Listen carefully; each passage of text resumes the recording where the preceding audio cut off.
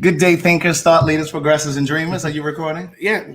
Yeah, we're recording. You already? Oh, okay. It's on. We're Good day, thinkers, thought leaders, progressives, and dreamers. I'm Craig the Writer Stewart. I'm Derek J. And you normally take over after that, but but we are here with another conversation of Gay Like Me conversations. Now, we were here last week. Mm-hmm. For mental health awareness. And then, when we were putting together these conversations, I don't think that we really paid attention to what was happening. So, meaning this is the first Wednesday of Pride Month. Absolutely. But we didn't think about that. We weren't thinking about that. We weren't thinking about that. We weren't thinking about putting together a schedule. And to start our first conversation in Pride Month, we're talking about the trans community is, kind of prolific. It really is.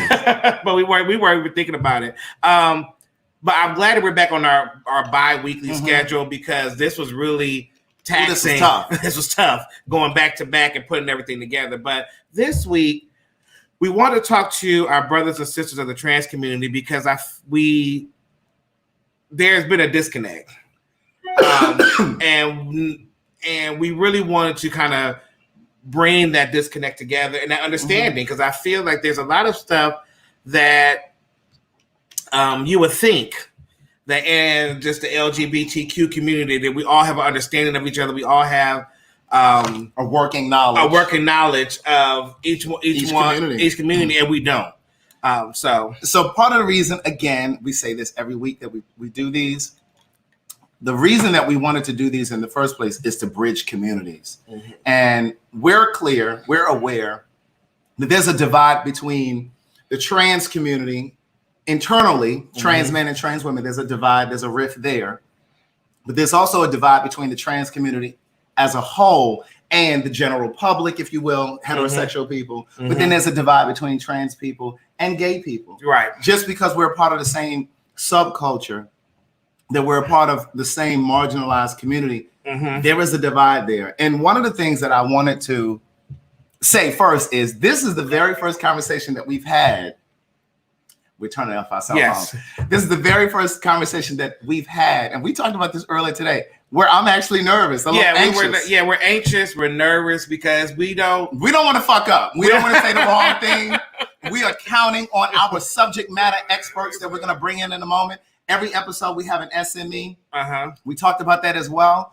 And I said, well, I don't think we need a subject matter expert on this other than the people that are going to participate because this is their life. This is their journey. And we are really counting on you guys to help educate us. So before we get started, them damn pistachios. Before we get started, I want to first say that we are very, very conscious of the importance of pronouns. So please forgive us if we slip in an effort to try to explain to the people that are watching. When you use your acronyms like FTM and that kind of thing, be sure to try to explain those things because everybody that's watching, they're not, familiar with all those terms. Right. So we're not. I mean, as to say FTM and then female to male. Yeah, female to male. So so the people that we have a conversation with today are male to female and female to male. Right. So that's who we're having these conversations with today. So. Who you want to? How do you want to do it? Do you want to try to bring in? So let's start. We'll start here with Jennifer Balenciaga, and then we'll alternate out. Okay. Okay. So, hey Jennifer. Hello. How is everyone tonight? Good. How are you? How are you doing? I'm pretty good. Girl, you got your Black Panther motif on today. That's right. Well, first of all, as always, first of all, I say thank you for being part of this conversation. And we want to just dive right into the conversation. So, girl, I don't even know where to start. I do. Okay, well, go ahead. I mean, and this is the question that I want everybody listening to be ready to answer when you come in. I want to know, how did you know that you were trans? Like, at what point did you know? Were you 5, 3, 10? Like, how did you know? Um, my development became when I understood my womanhood. My transition is focused on me becoming a woman and all that that entails. So everything, Derek has known me for For a years, like long time, over a yes. decade. And we're both from Ohio. And so being from a space where it's not nurturing to be anything other than what you were born to be is specifically the the delay in me becoming the woman that I am today and what I shall be going forward.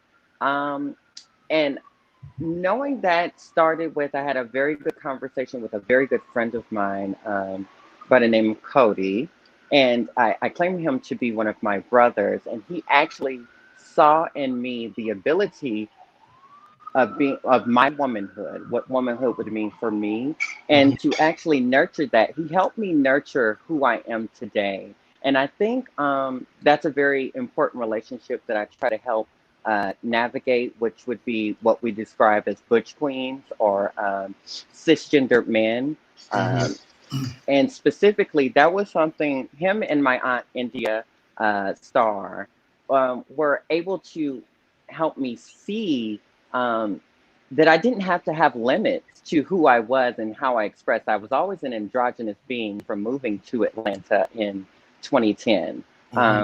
So from there, it kind of evolved, you know, going to hair shows, being a part of, I used to do hair. And so being a part of that environment kind of nurtured also the acceleration of me understanding exactly where I wanted to be as a person. And at what age would you say that realization came to you at? So literally, it was the year of my of turning 23. It was actually November of turning 23. I had a physician who I happened to not know at the time was a man of trans experience.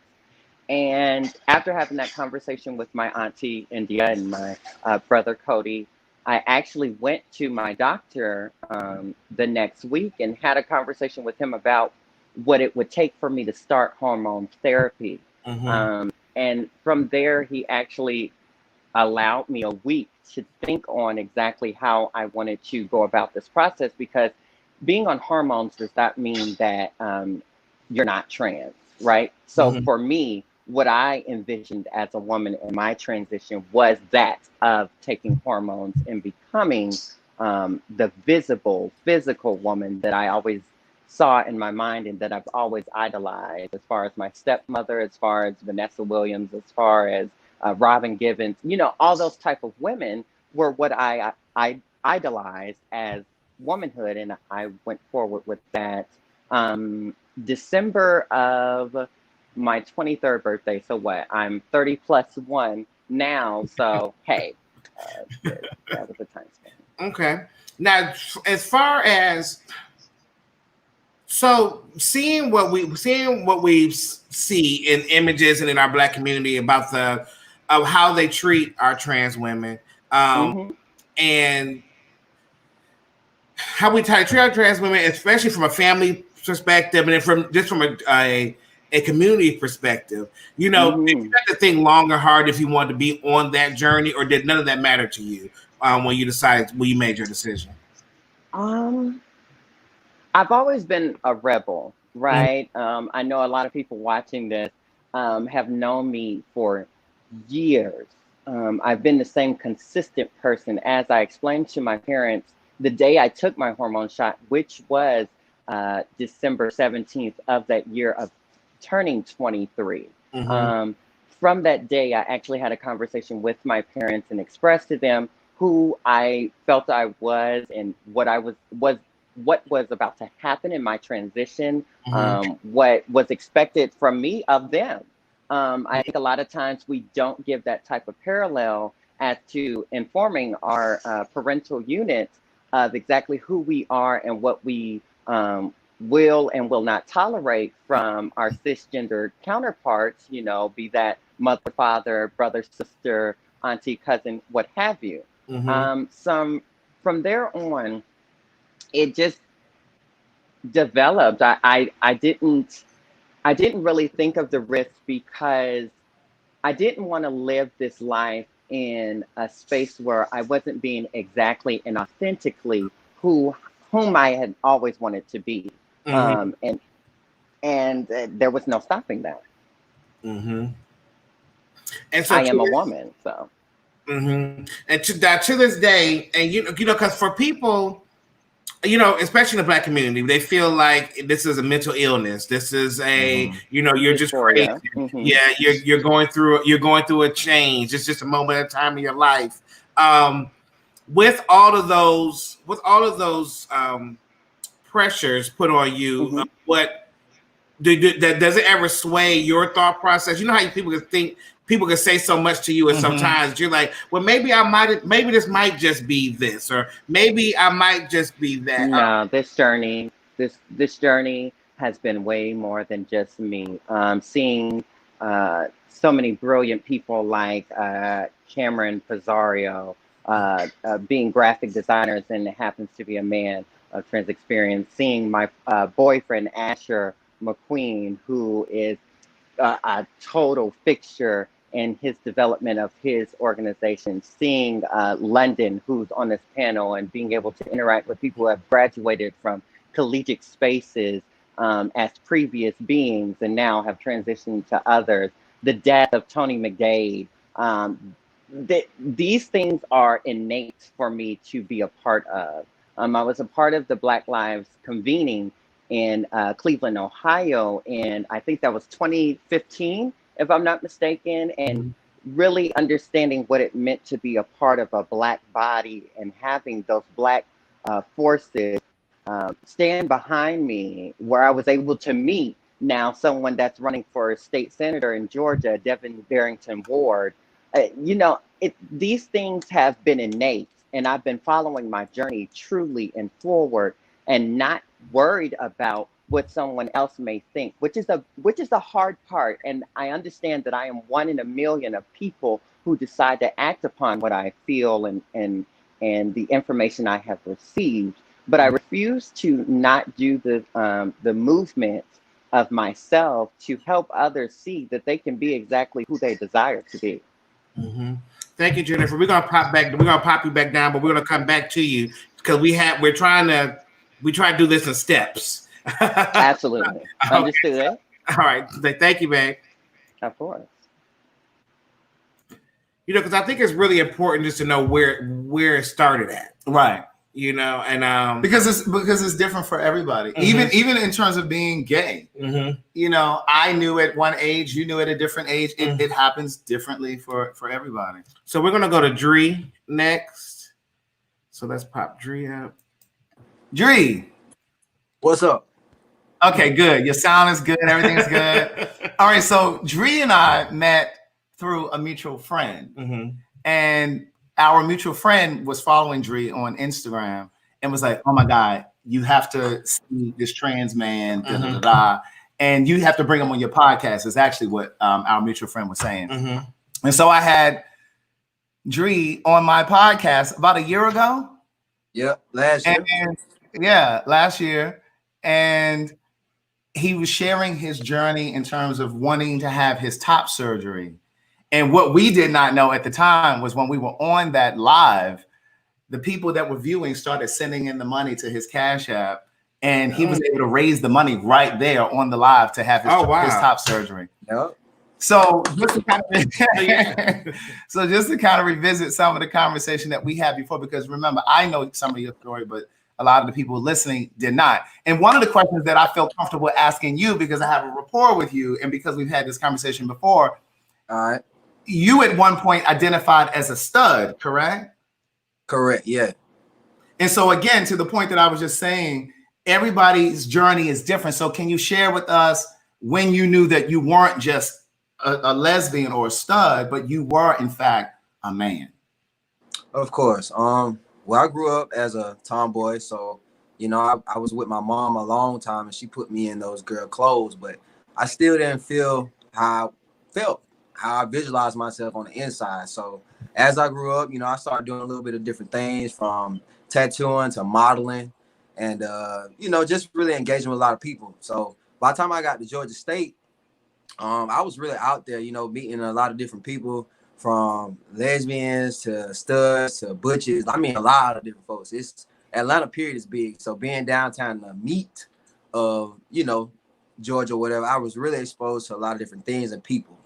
And I kind of felt free. So I went hard with going with my modeling and whatnot. And I was doing it for a while, man. And it was just this one show I did. It was a little runway show. I was modeling some menswear clothing for this guy, like Jamaican background or whatnot. So anyway, man, once he got there and he looked at me, he was like, yo, who is this? You can't wear my shit. Excuse me. Mm-hmm. So, you know, I'm excited about the show. I done did a little bit and I'm thinking I'm somebody. And just him coming in and making me feel like, damn, you know, you don't fit what I'm trying to do. So at that moment, my whole mindset changed. I just really started just tap into who I was and not let nobody break me down. So what else? After my college and my modeling days, I started tattooing, and I got the chance to tattoo this transman. And he was kind of in the process of already having his surgery. He was really living his life. So sitting there in the chair with him, talking to him or whatnot, he was just really giving me the game on his path and what he did. So I latched on to the information. I took the steps I needed to get myself going with my my therapy. Talking and when you say therapy, what do you mean your therapy? Hormonal therapy. Okay. That started for me like 2016. So it's been real successful for me. I still take tea every week. I'm real devoted to it. Correct me if I'm wrong, but trans men use testosterone and trans women use estrogen, correct? Correct, yeah. But anyway, that's when I decided to just really put in the flesh what was in my mind about myself. Mm-hmm. So that's how it is, man. I don't know no other words to say. Right. So I know this question may sound like a trivial question, but do you feel that trans men, you know, being able to go through your journey and live your life is and I don't want to discredit your journey, but do you feel that it's easier for a trans man to transition and navigate through society than it is for trans women to do? Sure. You know, I really can't even say for others, right? You know, because it's different. You know, some people, they know how to handle rejection and being looked at and just all that misgendering. Mm-hmm. But it is a challenge. I'll say that for some they can handle it, and for some it's possible. As long as if you got the mindset, hey, this is my life, you know what I'm saying? Do you? I'm not saying nobody's gonna talk about you, because it is what it is. But this is your life, and when you gone, that's it. You can't be like, you know, I should have avoided what that person said about me, or I should have went on ahead and made myself smile that day. You just go for what you want to do. Don't worry about nobody else. But right about now, I think it is a challenge, you know what I'm saying? Because people don't really know a lot about the trans community. And then when they find out what you were born, it's like, ugh, they just, I done been through it.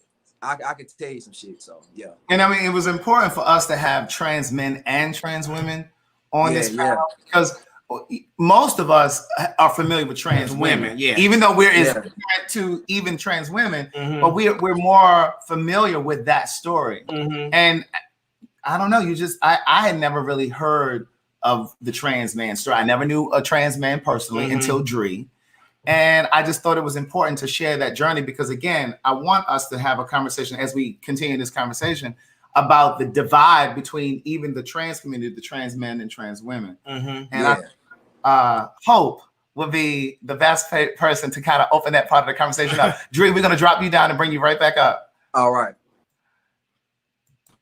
This is my girl, Hope. Hey, y'all. How you doing, Hope? I'm good. Now, Hope is an activist, but tell us all that you do, and then we'll jump into. So I am what I like to call an artivist, right? Activist, throwing activism and art, all types of mediums together. I'm sorry, y'all, if I'm tired. I literally just came from marching for Tony out there at City Hall. So I'm like, I'm like tired and busted. But So I am an activist. I'm an advocate, which are two different things that people usually don't know know that.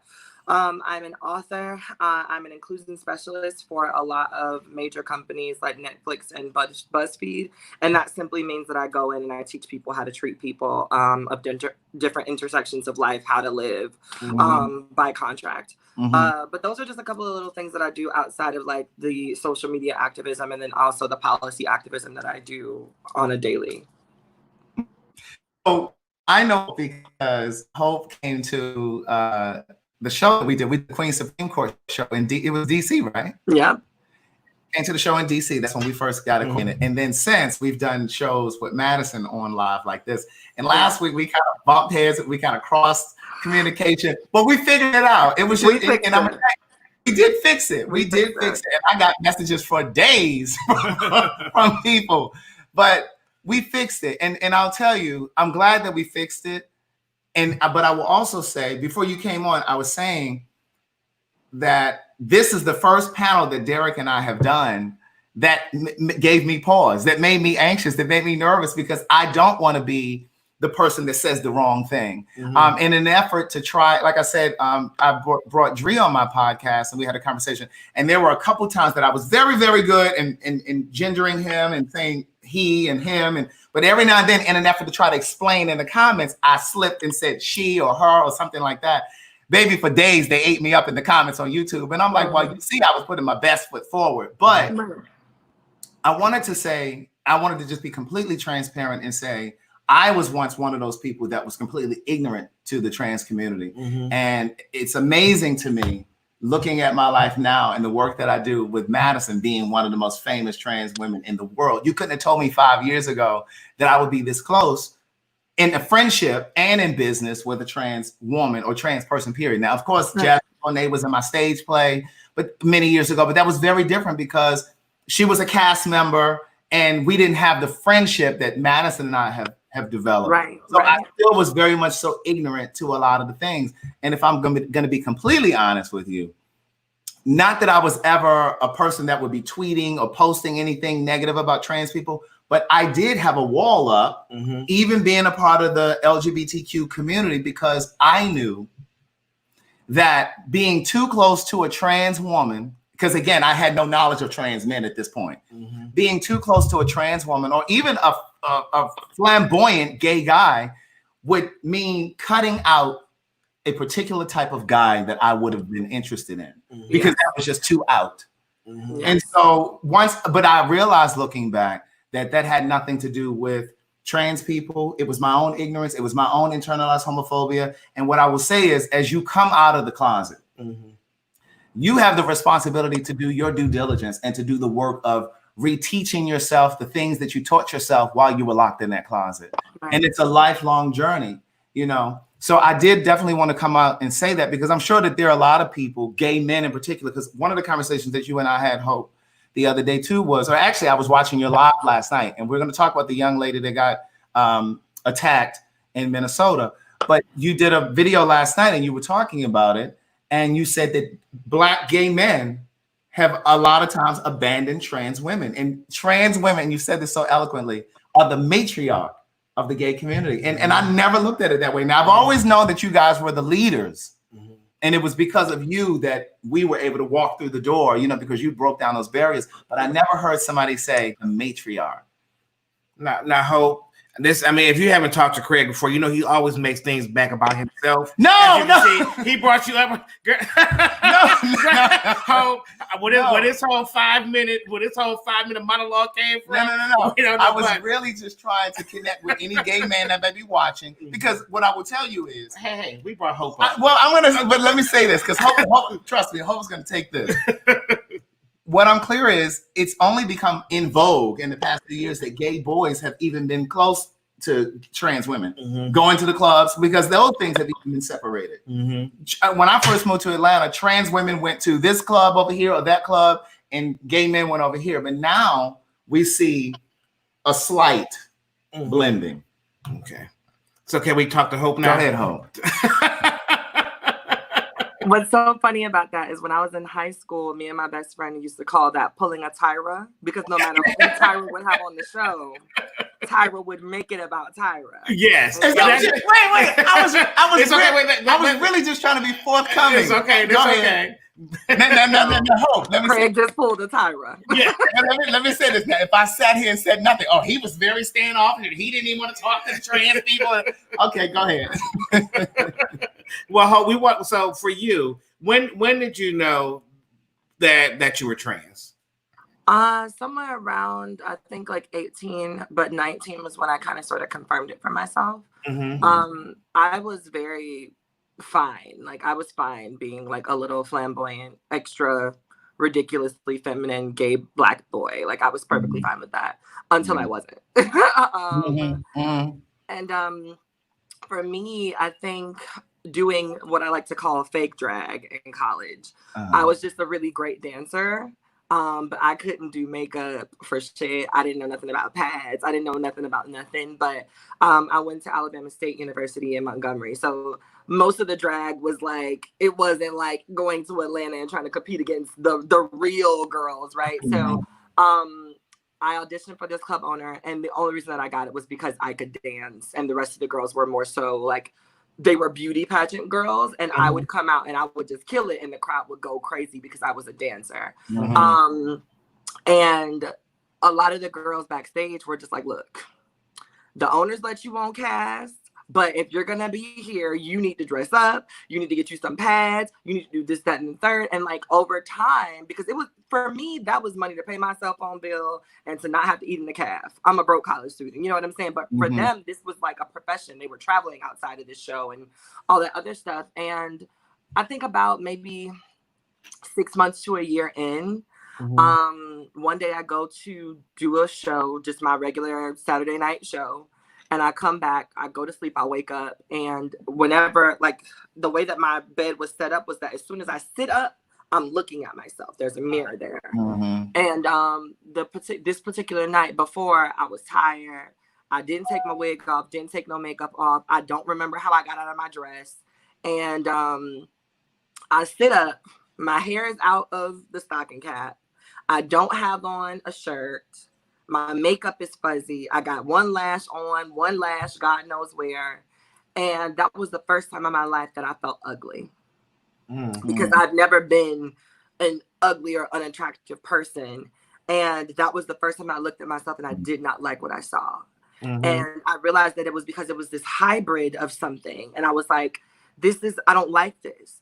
And after that day, I had other moments where if I was not dressed in women's clothes fully, I did not feel comfortable. Got it. And so I think it was just like a random like Tuesday or something like that. And I woke up and I did not want to go to class. I was just tired. Something was in my spirit, just sitting heavy on me. And I was like, you know what? I'm going to do my hair and I'm going to go to the calf late and I'm going to push through and I'm going to get out of this funk. So let's do some natural hair tutorials and let's see what we can get popping on his head. And a video of Janet Mock popped up. I don't know why. I don't know how. If you've ever seen Janet Mock, her hair is kind of like mine. And so I guess maybe somebody typed in curly hair under a hashtag for her video. I don't know. But this woman pops up. And at first I'm like, damn, her hair is bomb. But what is she talking about? And why is this not a hair tutorial? And who is she?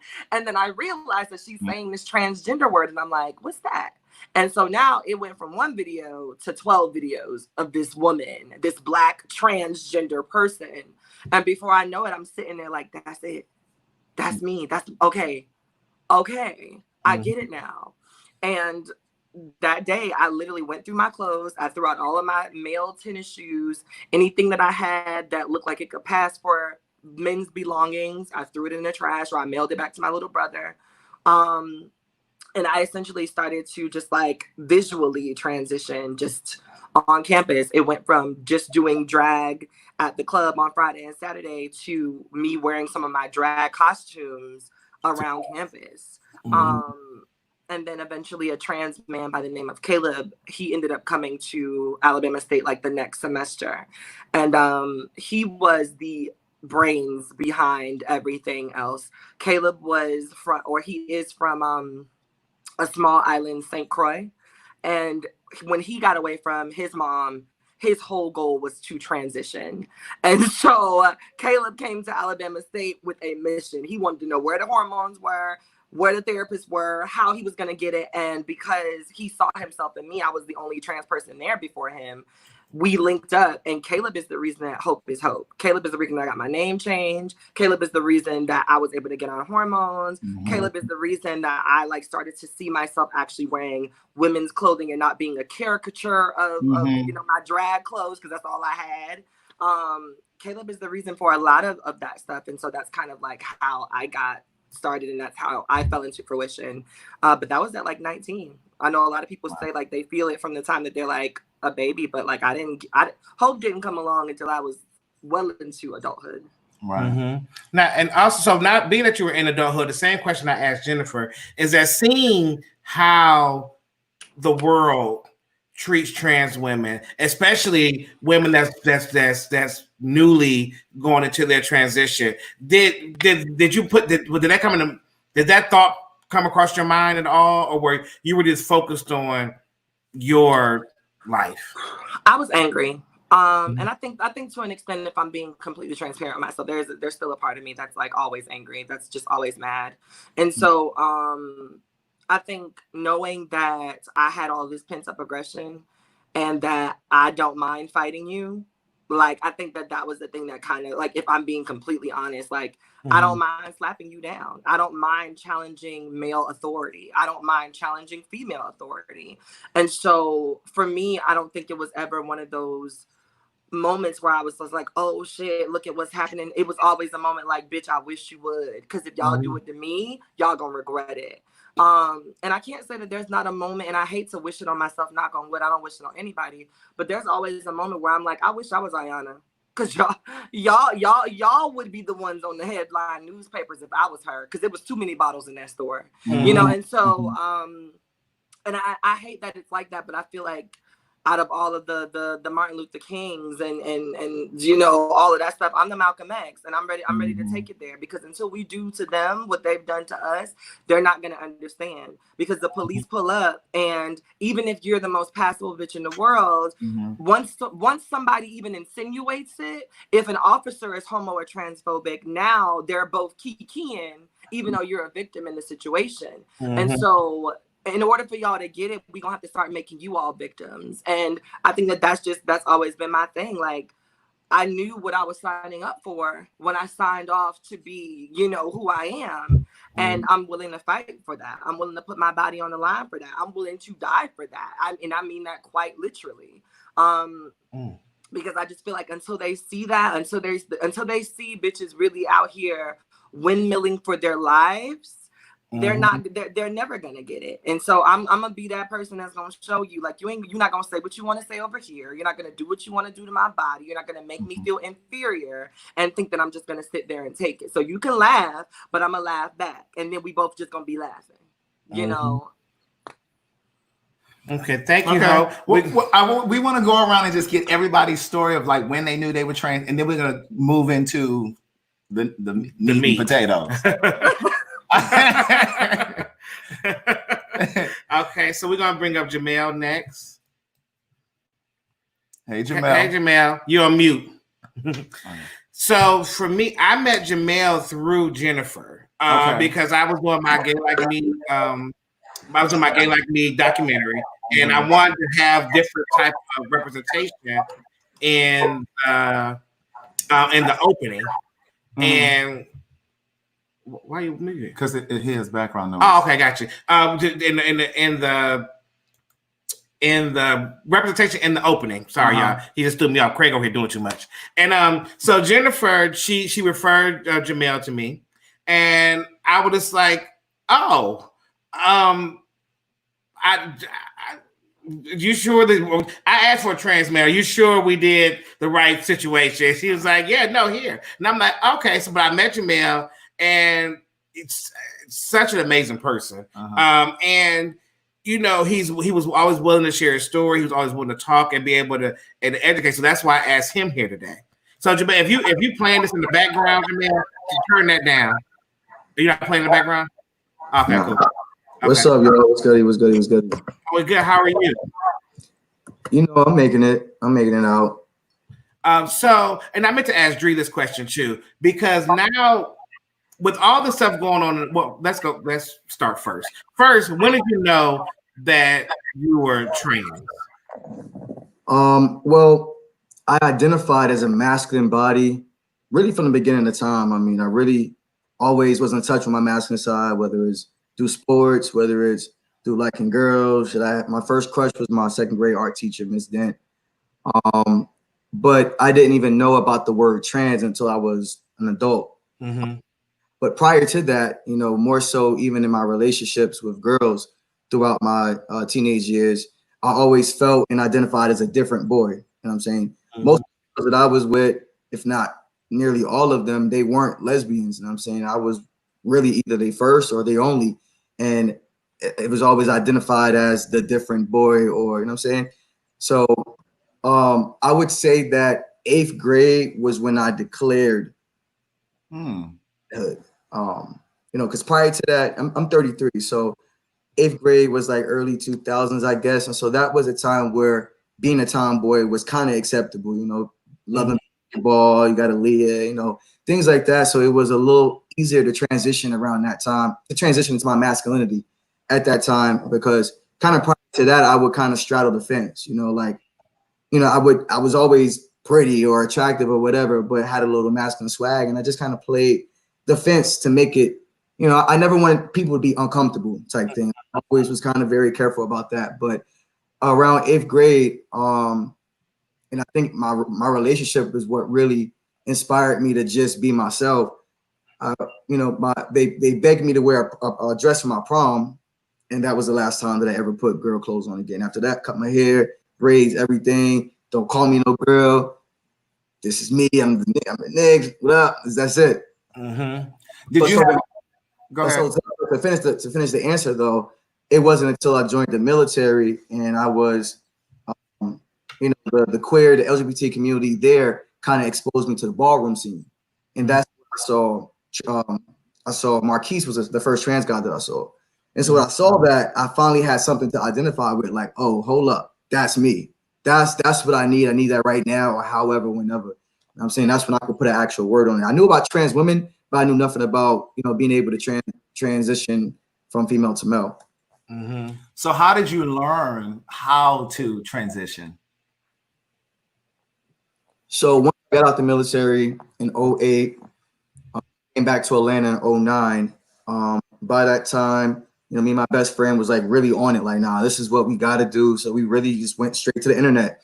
Back then it was like Downey Linked and Yahoo and shit like that. And I actually stumbled across a support group named Tilt, in which RIP, the founder, my mother Cheryl, she kind of just took me under her wing and she introduced me to my first trans guy, who is like my mentor to this day. And he took me under his wing as well. And so took me to the doctor and he gave me my first shot. You know, once we talked about how this works, I had to read some research. I went to a couple of therapy sessions. I went to some group sessions. And then once we kind of decided, like, I'm ready for this, I just followed directions. Okay. Now I'm gonna drop for this next question. I'm gonna bring Dree back up because I should have asked Dree this question too, but I would like both of y'all to answer it. Dree. All right. Okay, so I'm here. With everything that's happening right now, especially all the violence against Black men, and how does that make you guys feel? Because with all the what that's going on, with all the violence and everything, all what the Black Lives Matter, but all the police violence against Black men, and do you feel like you're a target? Absolutely, it's nerve wracking every time I leave this door, and I'm saying I feel it in police. But the white lady that walked past me and hold up hers, and people that feel nervous just because I'm Black and maybe a little masculine or maybe a little urban, it's definitely nerve wracking. And I recently was incarcerated last year and went through that whole process, and it's nerve wracking. You know what I'm saying? And especially in this time right now, it's heightened where just being Black can get you killed, but now I'm Black and trans, like that's a double threat. Mm-hmm. Yeah. And for you, Dree? Well, it is kind of scary, you know what I'm saying? This type of stuff I'm used to seeing at school or in history books, documentaries, anything like back in the day. So You know, I work at Amazon, and I didn't know that all this stuff was going on downtown. And, you know, they quick to send me down there to deliver. So I done seen everything from the federal buildings to police to homeless people to white people in the fancy neighborhoods, everything. I done even seen black people that look at me like I'm, you know, like I'm somebody. I don't know. But anyway, it just makes me feel like, okay, you know, it's time to get prepared for whatever happens. You know what I'm saying? Spiritually, I prepared myself because I'm real big on, you know, talking to the Lord and using him to guide me through whatever happens, because this is his world at the end of the day, no matter who the president or if you don't like me or not. But so go ahead. Go ahead. I'm sorry. I just take stuff for what it is, and me just being who I am, I don't really pay attention to the news as much. I really don't watch TV because every time I turn it on, it's just always killing and stuff. I'm trying to keep myself educated and socially aware of what's going on, because I do be out there every day, every morning. So it is eye-opening. I'll say that. I'm ready to get strapped up with a gun, you know what I'm saying, just to protect myself. I carry a switchblade. So if anybody want to come with that type stuff, just got to keep ourselves ready, regardless of what happens. So my follow-up question to Derek's question is, with all of the black trans women that are being killed, do you feel compelled to speak up, to stand up, to do something? Of course, no matter if it's a girl or a boy. And a lot of times we do. I'm sorry, bro, to cut you off. By the way, nice to meet you, bro. But a lot of times when you see at the rallies, you will see trans guys with the signs that are black trans women or trans women, period, matter, lives matter. Like we absolutely are there to support our trans girls, 100%. Okay. We're going to drop you guys both back down. We're going to get the rest of our panel through, and then we're going to come back with the meat.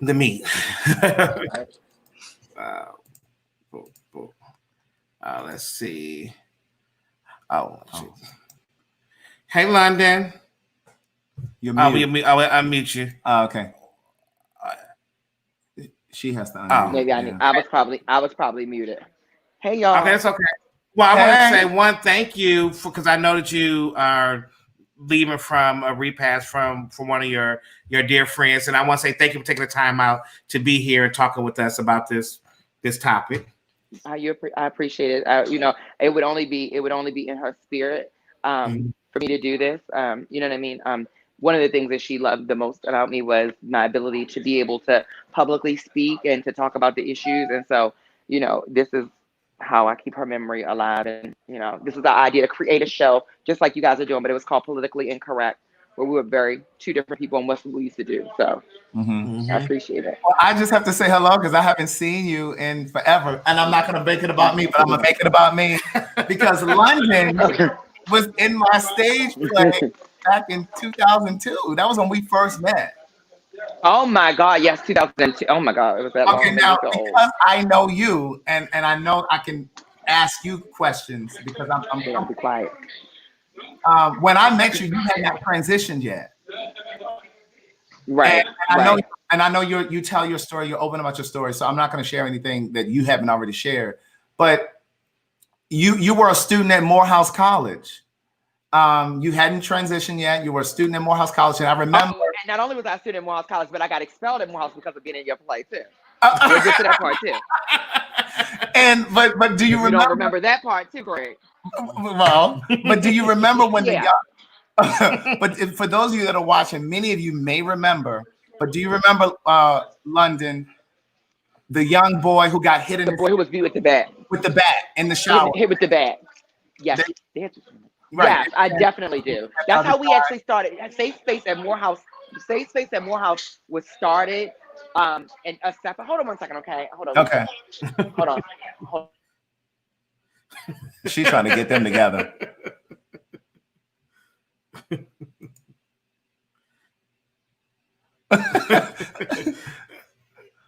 but as she was saying, Safe Space was Morehouse. Okay. Yeah. So Safe Space organization. Right. But go ahead. But yeah, so and I remember coming to Safe Space was started and go ahead. And I came to the college and you were on a panel and you were talking about how you had been attacked or not verbally attacked and by not just students, but also I was called a fantasy creature. You were called a fantasy creature. Yes. So basically, yeah. Right. So let me just give you. So basically, I well in my matriculation at Morehouse, being that is an all male institution, and me being very flamboyant in how I present, or I skewed the lines of gender. I wore purses and I wore heels at an You all male did. school, but I did not have a name for how I wanted to identify. It just was very androgynous. And at the Morehouse panel, I referred to myself as a fantasy creature. And so, and to this day, when we go to like major like Morehouse events, people always put that news article in we have a Morehouse Spelman alumni Facebook group, and they always put that article up and talk about it. Because that is what kind of opened up the doors around conversations with gender at Morehouse. So during my matriculation, there was a gentleman named Aaron Price and Greg Love. Okay, so Greg Love, it was actually an underclassman when I was an upperclassman, but he was a part of a group of people that were putting crosses, they were putting holy water on my children's doors that went to school. So I was Mother Morehouse. They used to call me Mother Morehouse. The chief of police, when the students had a problem, they would come and get me. I would go to the chief of police, Chief Worthy. He knew me very well. They knew me. I got respect. So the younger LGBT, it was mostly gay. It wasn't people trained for school. So the younger gay guys would come to me, and I would always like protect them. And so my son was getting bullied by this particular person who was actually the one who got attacked later on, because they were a part of like that whole thing. New Birth was just starting around the school, and it was like kind of like a cult. New Birth was like a cult at Morehouse and Spelman. There would be a van to pick you up outside the gate, and we used to call it the cult. And now it's turned into a mega church, whatever else. But back when we were in school, we used to think of it as a cult because of the way that things operated. People, They used to put the crosses on people's doors, and so people have to be quiet, please. They have to be quiet. And so what happened was, they would try to fight them in the middle of the corridor. And so that same guy, he ended up becoming gay later on at during his matriculation. He became gay. And so once he became gay later on in his matriculation, he decided that the gentleman that was at school who had the bat, he beat him with the bat. And that was the first time a hate crime had been tried in Georgia. That was the first time ever. You see DeAndre Tristan. I see DeAndre. Hey, DeAndre. But that was the first time that was the first time that a hate crime had ever been tried in the state of Georgia, and it was with that case. And so, and of course, it didn't go through. Right. They did not let it be a hate crime. You knew that was not going to happen. Right. But around that same time, I was on campus, and I was being taunted and picked on, and I was well respected. An underclassman was doing this to me. And I had a gun in my purse, or it was a fake gun that was on. That I was a star in Craig's play. I starred in once on this A Day in the Life. A Day in the Life. Yeah. Which was I was TJ and Craig's play, which was an amazing play. Tyler Perry was one of our supporters. This was before Tyler Perry even blew up. Tyler Perry had not even blown up yet. Craig was already on it. Okay, we were doing numbers. They wanted us to come back. It was a big deal. They'd never seen anything like it. It was trans women on Jasmine Bonet was in the play. Sophia McIntosh. This was a big deal before there was any of this publicity around trans or LGBTQ. Yeah. Craig had already had this play going on and was trying to kind of bridge the gaps back in 2002. And so we had a nice retreat and all these things to try to bond us. Yeah. And so I had the gun. It was in my I had a black Prada bag. I was at school and it fell open. And so they said that I brandished a weapon, right? Yeah. So I was expelled. And it was made the news. It was on the news. It was a really, really big deal. It was on the news and everything. So once that happened, it opened up the gates for a larger conversation. And so then I was walking on campus, and a physical education teacher decided to tell a group of boys to attack me. He was like, don't you see this person is, what is that? It was a bunch of Q dogs. They were like brothers to me at school. See, regardless of how I presented, they respected me. And so they came back and they said, no, that's like, no, that's our people. We're not. So I went to the president at the time, who was Dr. Massey.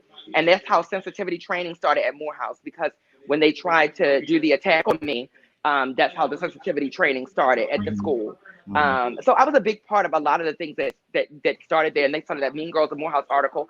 I was one of the ones that originally was talking about. So Right. Now, when did you it's know? mute. It's no sound. Can you hear It's me? no sound on y'all's end. Oh, you got You okay. I can't don't hear hear me? your sound. No, I don't hear sound. Y'all can hear me talking, We right? I can hear you. you. I can't hear y'all. Okay, so Go out and come back come back in. Because I have a question. I really wanted to ask her. She lighting them up in the background. You still can't hear us? I don't understand. Y'all No. Okay, just leave out and Go out come and come back. back in. You think I need to? Let me see. I'm gonna help you. Yeah. It's Push no. your There eye. we go. There we go. Push your eye. So we're gonna jump to Jai. Yes. Hey Jai, how are you? I'm good. How are you? Thanks for Well, I'm having well, me. thank you. No problem. And thank you for your patience. Because we got some talkers on here, honey. Yes, we do. Between Craig and the guest child, we'll be here for 4 hours.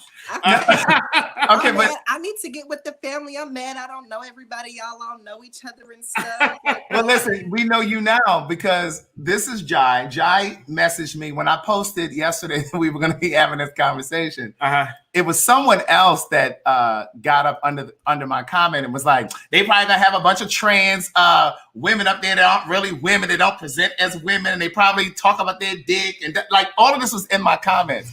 And then Jai commented with 100 and said, I need to be a part of this panel. And so I messaged her and I sent her the email, and so here she is. Yes. So let's talk. So talk to me about your journey, Jai. So when did you know that trans was the journey for you? I knew the trend. Well, all my life I've been flamboyant. I moved to Atlanta 10 years ago, and I'm 28 years old, and I really like the other girl. I forgot her name just that quick, but I didn't really know much about trans. I knew that I was always very flamboyant. And I used to go out to the gay clubs and stuff, and I used to always see Amaya, and I just fell in love. And I was just like, that's me. I loved how she carried herself, how she had her hair, how she was just like very classy and stuff. So over the years, I worked on myself. I was like working regular jobs, and I got this one job, and it was actually with the lesbian lady. She owned her own mobile food business. Like we traveled to different cities doing festivals and stuff. And we were just driving one day, and she was just like, you know what, John? Like, I don't care. She was like, if you want to come out here and drag, if you want to come out here and just dress up and be yourself, I don't care. And what she say that for? The next day, I came out with my booty shorts on, with my little shirt tied up to the back, and so like over time, I just like transitioned over time with that job, and it just eventually followed me into my adult life. I just got comfortable. That was my very first time being comfortable. She had like a lot of men working for her, like straight men, and they were like older men, like she needed the manpower. So being around them, it made me feel comfortable, although it took them a minute to get comfortable. But once they got comfortable, it made me feel more comfortable to go out there into the world and be like, okay, maybe this is not so bad. People just have to be around trans girls to understand and see, instead of what they've heard, they just have to be around you to see and feel and see how you act and move and stuff like that. So yeah, that was my first time. Now, how old were you when you knew that this was this is a journey you wanted to take? I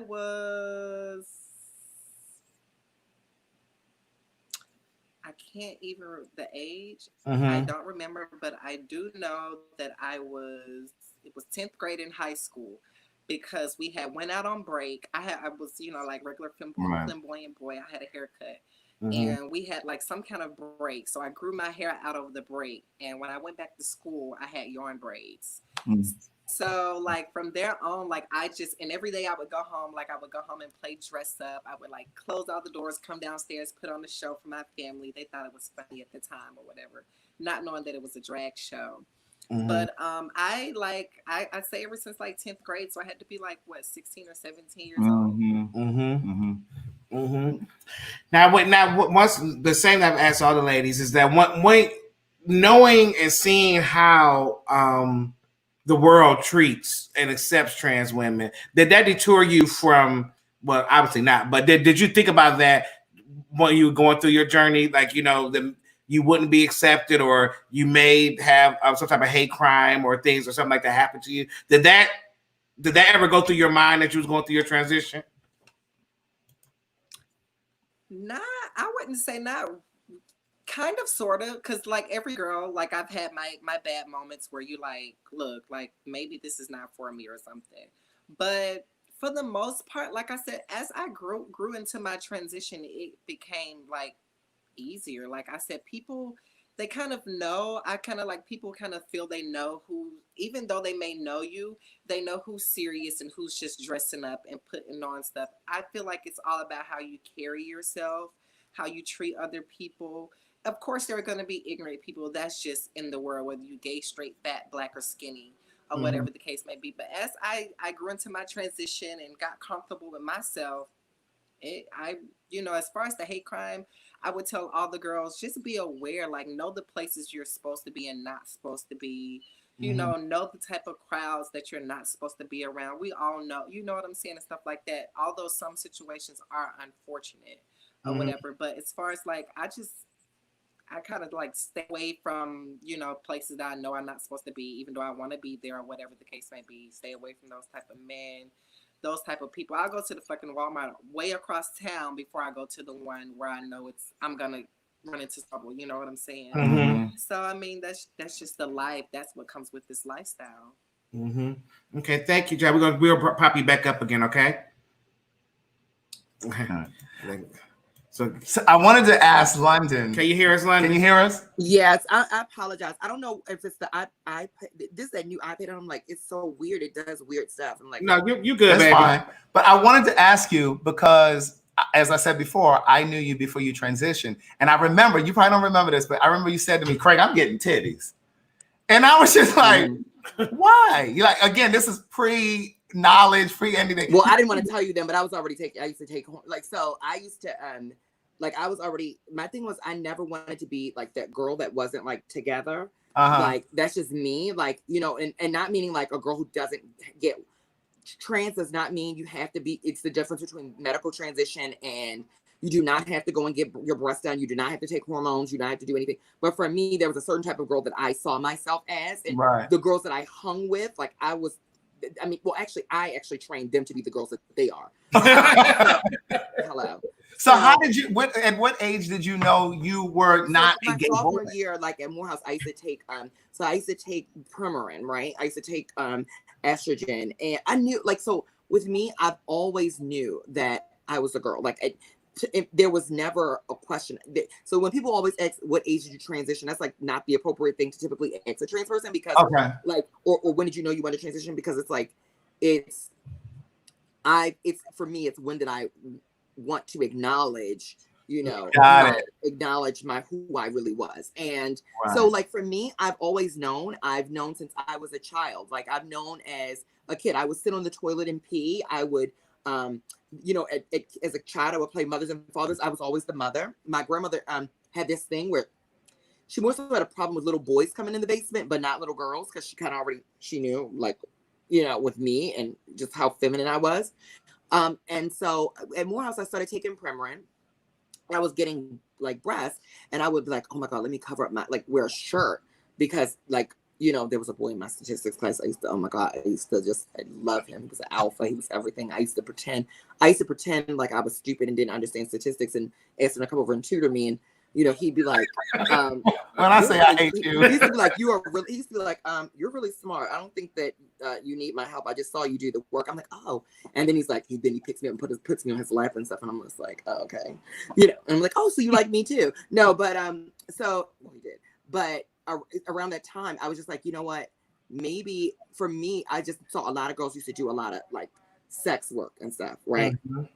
When I was in school. And I used to be like, I would start to equate, like, is this what you like? It was very confusing for me, because at the time my roommate was trans. Her name was Courtney Cox, and she would, and I saw that trans girls used to make all this money. They had a lot, like the girls that I hung around, they would have all this money. They would have all these things, and I just would like I would be wondering what they were doing. You know what I mean? Like, why is it they're getting these things? And I was like, oh, okay, this is what they're doing. And for me, a lot of them would be, and this is like, and again, this is for me talking like from a place of like being comfortable and just like in a safe space and just whatever. But they would talk about like their parts. And for me, certain things is where it caused gender dysphoria. So again, being trans is not what's between your legs, but what's between your ears and between your lungs, right? It is a sociological construct. It is not a biological one. Our minds are trained and conditioned and through patriarchal colonialism to think with that binomial nomenclature about male and female bodies and about the body and about what the body does and its function, right? About like, okay, women give birth, women have babies, so that means you're a woman, or women have periods. But there are women who are barren, there are women who can't have periods, there are women who grow mustaches, there are women who have penises, right? There are women who have penises too. There are men who have vaginas, right? There are. Being a trans man, you are a man. A trans woman, you are a woman. Period. There's no question around it. And so for me, I started to be like, well, you know, I would be curious, like, if are you supposed to, does transitioning mean that it has an end, right? A lot of people would always think like, well, when you finish your transition, but that's not the appropriate thing to ever ask a trans person, right? Like, you never ask a trans person when you're, because everyone does not have the goal to have SRS, right? So explain SRS, sexual reassignment. Is sexual reassignment surgery or gender confirmation surgery or gender affirmation surgery. And some people decide that instead of them, you know, that's not for them. And they actually like to use all of their parts, right? But that does not make them not trans, right? It does not make that, it does not make them less of a woman, because again, when you look at sexual orientation and gender identity, they are two mutually exclusive things, right? A person who is trans has the ability to be gay or lesbian. I could be a trans woman and be attracted to other trans women, and I'm a lesbian. My girlfriend downstairs, she's a trans woman and she has a crush on me. You know, it is what it is. But you know, you know, so, and if she was to decide to use her parts, if she was to decide to use her penis, that doesn't make her less of a woman, and it doesn't mean that she would be straight. You know, like if messing with another woman, because it's not the action that you do in the bedroom, it's the attraction, right? A lot of times people get that confused. It's like, okay, well, if a man enjoys anal sex, does that mean that he's gay? No, that doesn't mean that he's gay, because if he's attracted to a woman who has a penis, or if he's attracted to a woman who's pegging him, then he's not gay, because it's the attraction, not the act. Just like being trans is who you go to bed as, not who you go to bed with, you know? And so like people need to understand, and I had to teach myself that, because when my girlfriend was saying, you know, this is what we do, you know, I'm a trans woman, and, you know, this and that, and I would be like, well, I don't, you know, I could never, I didn't understand for me. So every person, every trans person along the spectrum is not the same. Everybody's story is not the same. For me, I have passing privilege. I have light skin privilege. Like, I mean, it is what it is. Like, I have light skin privilege, I have passing privilege. I have access to certain resources and things. But the difference with me and other people that may have privilege is that I use my privilege I get into spaces, I get into tables, I sit at those tables, and I make sure that I change the menu so that everybody can eat. And if you don't have the opportunity to come to sit at the table with me, I'm going to take a doggy bag home with me, and I'm going to share what I got at that dinner table with you. And the next time I come back again, I'm going to make sure that menu was already changed. And so it's very disheartening for me to see that the like any of the infighting that may go on with people when it comes to like how someone presents. And I'm currently dealing with a situation like that now, about how I present and it being uncomfortable for someone, right? And someone having an issue with me and turning a private issue or personal issue into something where you try to affect, you know, your career or your space. We should all have freedom of speech and be able to say what we want. And she said light skin privilege. Yes, I did, because it's the truth though. It is the truth. You know? Okay, let us hold right there. Yeah, stay right there. And then we're gonna because actually your all of that allowed us to bring in the next person we're bringing in. And that is Miss. Hey, it was the perfect intro, because London said not everyone transitions the same at the same time. Just because a trans woman wants to use her penis doesn't mean that she's less trans. And you and I have had personal conversations, and I know that you love FTM, female to male. You're not gonna introduce me first, Craig? Flame Monroe. Flame Monroe. Your long-winded. Your long-winded ass. First of all, I like the girl. I like the girl who just went off, and my favorite line that she said was, "It's not what you go. It's not how you go to bed. It's who you go to bed as." No. Baby, that right there. Well, I'm high. I had 2 gummies waiting on to come my turn, so I'm good and high. Whatever the case may be, that was my favorite line that she said. I liked her.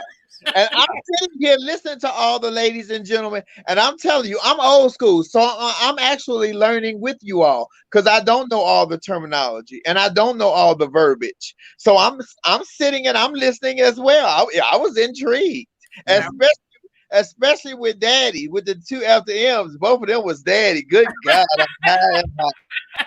Now I will say this, Flame. So if you guys don't know Flame Monroe, like you've been in the industry working as a comedian for a long time, but you just really busted the doors open with your Netflix special. Well, that Netflix, not before Netflix, but with the BET thing. No, child. The Breakfast Club. The Breakfast Club. Okay. Well, the Breakfast Club came as a result of the Netflix. I understand special. that, but everybody didn't watch the Netflix special. But you made a whole lot of waves with your opinions on just the trans community, and people were they just wasn't having it with you. But right. But for you, I understood where you were coming from. Well, it was my opinion. When I spoke for myself, I didn't speak for the trans community or for the trans experience. I spoke for Flame Monroe, and I think I acknowledged that 2 or 3 times on the show. Mm-hmm. But people are so willing to listen to hear what they want as opposed to listening to what I'm saying, and they want to respond to what they think. I'm not combative or argumentative against my community. I am still part of the community, whether they believe it or not. And I'm for the community when it's a major issue. I'm not for the community when it's some bullshit, period. Mm-hmm. Because it's not worth the fight. You fighting over the small stuff, but meanwhile, the current administration is trying to do away with all the LGBT community. Let's fight for the war and not the battle. Mm-hmm. Mm-hmm. Now, speaking about the trans experience being different, for you, you do have children, mm-hmm. And you spoke about that on you spoke about that. Well, you speak about it openly. So, how is that experience? With having children and being trans and raising them. How's that experience for you and for them? Well, like the other young lady said, this is not what I set out to do. Having children, I wanted one. I did want one, but my pullout game ain't shit. Let me say that. Secondly, I always wanted to have their mom in their life so that I would be in a committed relationship so I could go work, because that's my mentality. I want to work and make the money. You stay home, take care of the kids. When I'm not on the road working, I'm home. But it just didn't work out like that. So I had to play the hand that was dealt to me. Mm-hmm. My children I was like this when they were conceived. So none of that I never had to change. So there was no explaining. My children love and know me. But I want to go back to the first question about when did I know that I wanted to transition. Yeah. Mm-hmm. I knew when I was young. I knew very young that I wanted to do girly things. I was always an old high-end sissy living in the project. And I say sissy because that's how I grew up. Those are the words and terminology that I used in my era. So if anybody is offended, y'all know I don't care. That's what you got to know. If you know me, you know I don't care if you get offended. Second of all, that was the word that was used for me. So I was old high and sissy. And when I saw Beverly LaSalle on All in the Family in '76, it was the first drag queen I had ever seen. I knew that episode changed my life forever because I knew I was not the only one. And this is who I wanted to be. But that was in '76. I was 10. Mm-hmm. Tell my age right there. So the 10. So when did you start and decide to make the transition? I started wearing girls' clothes at home, sneaking when I was like 12 and 13. Mm-hmm. I used to wear girl sweaters and stuff when I was in high school, but I never took hormones or anything like that until I was 19. Okay. I had left home at 16, so I was already gone and living my life. So when I get the backlash from a lot of the young trannies who don't take the time to research people and do the history, they only judge on what they see right then. Yes, my presentation right now is not classically transgender, but when I'm working, you can't tell a bitch in the room that I'm not the baddest transgender on the planet. Craig has been to my shows. When it's time for me to step up to the plate to represent my community doing what I do as a professional, I do my job. So what y'all young heads don't know, y'all hollering, oh, Flame ain't, she can't speak for transgender. She's not transgender. When I was 24 hours transgender pre-children, y'all was still in your daddy's nuts. It's the truth. And because you don't take the time to learn from the past is why you repeat the future, i.e. what is going on in the world right now. Mm-hmm. You don't take the time to realize that you are standing on the shoulders of somebody that made a way before you. Mm-hmm. Just like we stood on the shoulders that somebody made a way before us. I'm not the first, neither will I be the last. And these girls on here are educated. All these young queens. I love the fact that all these children on here on this live all got a college degree. My dumb ass didn't go to college. I went to the school of life. Took the long road to get here, but I got here. Mm-hmm. I don't have no college education. My vernacular is not their vernacular. My verbiage ain't their verbiage. But your big words and your message and my ignorant words and my message is exactly the same thing. Mm-hmm. That's all I be trying to get people to understand. The disconnect in the gay in the LGBT community is caused by the LGBT community. Period. Mm-hmm. We keep asking, take us, include us, and I would love to have a free ride on inclusion. But child, we don't include each other. We don't. And that's no read or shade to nobody. Like I said on the Breakfast Club, the biggest outers of any trans woman or man has been gay men. Mm-hmm. Because long before see, I'm old school. I know life before social media. I know life before cell phones. I knew queens that were undeniably passable. I was never fortunate enough to be a passable bitch. You always knew. But I knew some passable girls that nobody would know until some gay boy thought he was going to get around the flowers if he ran and told everybody that, that's a man. That's the line. Mm-hmm. That's where the disconnect came. And what's so funny is so many gay boys turned out to be trans in this era. So many little gay boys that when I was young, they used to say this and say that, are now living their life, they best damn life with titties and everything else. Everybody got Obama coochie. You get Obama coochie. You get Obama coochie. You get Baby, everybody got Obama coochie. I'm thinking about going to get me one. Shit. Right. So, Flat, we're gonna drop you back down because I know once we get you started, girl. So we're gonna drop you back down. We're gonna bring some of the ladies back up. Yeah, I really want to bring in a few. No, I think we're gonna bring them all up at one time. Yeah. So that's the way. And remember, guys and girls, you all don't have to agree on every single thing. This is just a conversation. We want to move the envelope forward. We want to push the needle forward. And and we just really want to have questions. We want to have some light questions. We want to have some heavier questions. Okay. I just want to put a disclaimer out there. We saw you moving, and we saw you moving and agreeing and there when Flame was talking. Hope was definitely agreeing when you said it's always been a gay boy that's out of the trans woman. And do a lot of you guys agree with that? Well, it's two people. It's cis women. Yeah. Let me tell you something. Jennifer is my testimony above me. Jennifer got me to come and speak on a panel with Angela Davis, iconic Angela Davis, and Stacey Abrams. And the first thing, we started talking. They didn't know. I'm talking. Then they introduced, let them know I'm trans. And the first question they asked, they be tricking people. Y'all be tricking people. So that narrative about tricking people. See, and I will say Flame is definitely.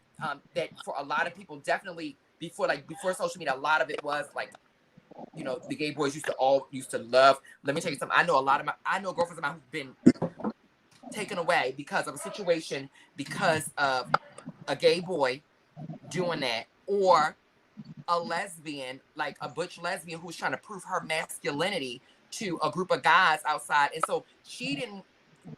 I'm gonna say she because that person was a butch back then. They weren't.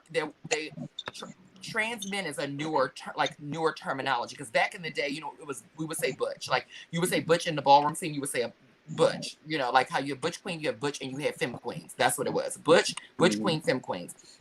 And the butches would be out with the guys that, the drug dealers on the corner. And they'd be like, oh, you know what's going on, right? Just to uplift their masculinity, right? And that whole play of toxic masculinity together. So, what you want to say to that? You say with so much information, Hope. Right. Well, I want to say I want to say from my point of view, I'm not going to speak for the rest of the girls, but I feel like the Breakfast Club interview, like I know a lot of people had a lot of stuff to say about it, but I feel like if any one of us girls would have went on there, I feel like they needed Flame. And although it was kind of like I kind of feel like it opened up the doors. If we wouldn't have went on there, they would have been like critiquing us, looking at us up and down, asking us all kind of crazy questions. I feel like Flame hit a lot of great points, but also kind of like not got too deep in it and made them laugh about it. But me personally, I don't disagree with some of it. I feel like, like especially with them, like I said, when people are around, they like, oh, well, this person is cool. Okay, well, so I feel like you did open up the door for some girl. Like they probably look at some girls kind of different now. Even though some questions are off limit, I feel like. I appreciate Flame being a part of Breakfast Club. I appreciate it in the authenticity of who you are. I don't appreciate it because I feel like it was a way for Charlemagne to really push his agenda of what he believes in. I think on the back end of that, if you look for exactly your authenticity in that moment, that was necessary. I also want to lend an understanding that I do not have a college degree. In fact, I have a GED and have yet to finish college. So it's not about anything dealing with the movement of somebody on the basis of having a degree or two or three. What it is, the basis is my intent on learning exactly whom I want to be as a person, right? And now as a co-director of an organization under KB Can, which I am co-director now for Crystal LaBeija Organizing Fellowship, my job now is to help others receive funding and receive the movement that they can move forward in their own movements of development and for other trans men as well as trans women. So I want to lend that perspective also. I think a lot of people think they see me and they hear me speak and they come with a specific stereotype about whom I am. I've worked very hard to be in the spaces that I am in, and I work equally as hard to gather others to come into those spaces and expand it. So, well, because like I said, I know what you heard. You was listening. We were just watching your face, so I know you took in a lot of information. So we just want, we just want to just hear what was going on through their head. So I definitely want to agree with my sis London, and I definitely want to agree with Flame on the basis that I do think that a lot of Black gay men, for the sake of trade, for the sake of getting dick, maybe jealousy, whatever the case might be, out a lot of the girls and do like disrobe is what I like to call it. They like to disrobe us in public. And they like to disrobe us for the sake of either spooking guys so that guys don't want to deal with us, or making women feel like they're making cis women feel like they are better than us in a moment. And that to me is trash, and a lot of gay men do that, but to London's point, so do a lot of cis women. And a lot of the time I think it's for the idea that they don't expect us to be beautiful. As trans women, we're not supposed to be beautiful. We're never supposed to pass. We're never supposed to give them competition. Men are never supposed to look at the both of us and think that we're both attractive. And if they do, then there's something wrong with him. But really, it's just an insecurity of that person that comes through. Now, as far as the Breakfast Club goes, bitch. Go ahead. Because I was one of those people, bitch. I think Flame blocked me before Flame even knew who I was. I think Flame blocked me. I never blocked you. I was one of those people, and I made a very deliberate choice in my video to come at Flame in a way that I felt was respectful, and that was calling Flame in to have a conversation about the ways in which it could have been done, but then also getting to know Flame after having a couple of conversations via Maddie, and just sharing space outside of Flame's personality. I don't believe that there was any harm that was intended, right? Like Flame said, Flame is old school. And a lot of the time, a lot of us new school girls are taught to sit in spaces of victimhood and to constantly call people out rather than call them in, and make anybody who doesn't fit the idea of what we've learned in the last 6 months, right? Even right, to cancel them. And what we learn every 6 months, it changes every fucking 6 months, right?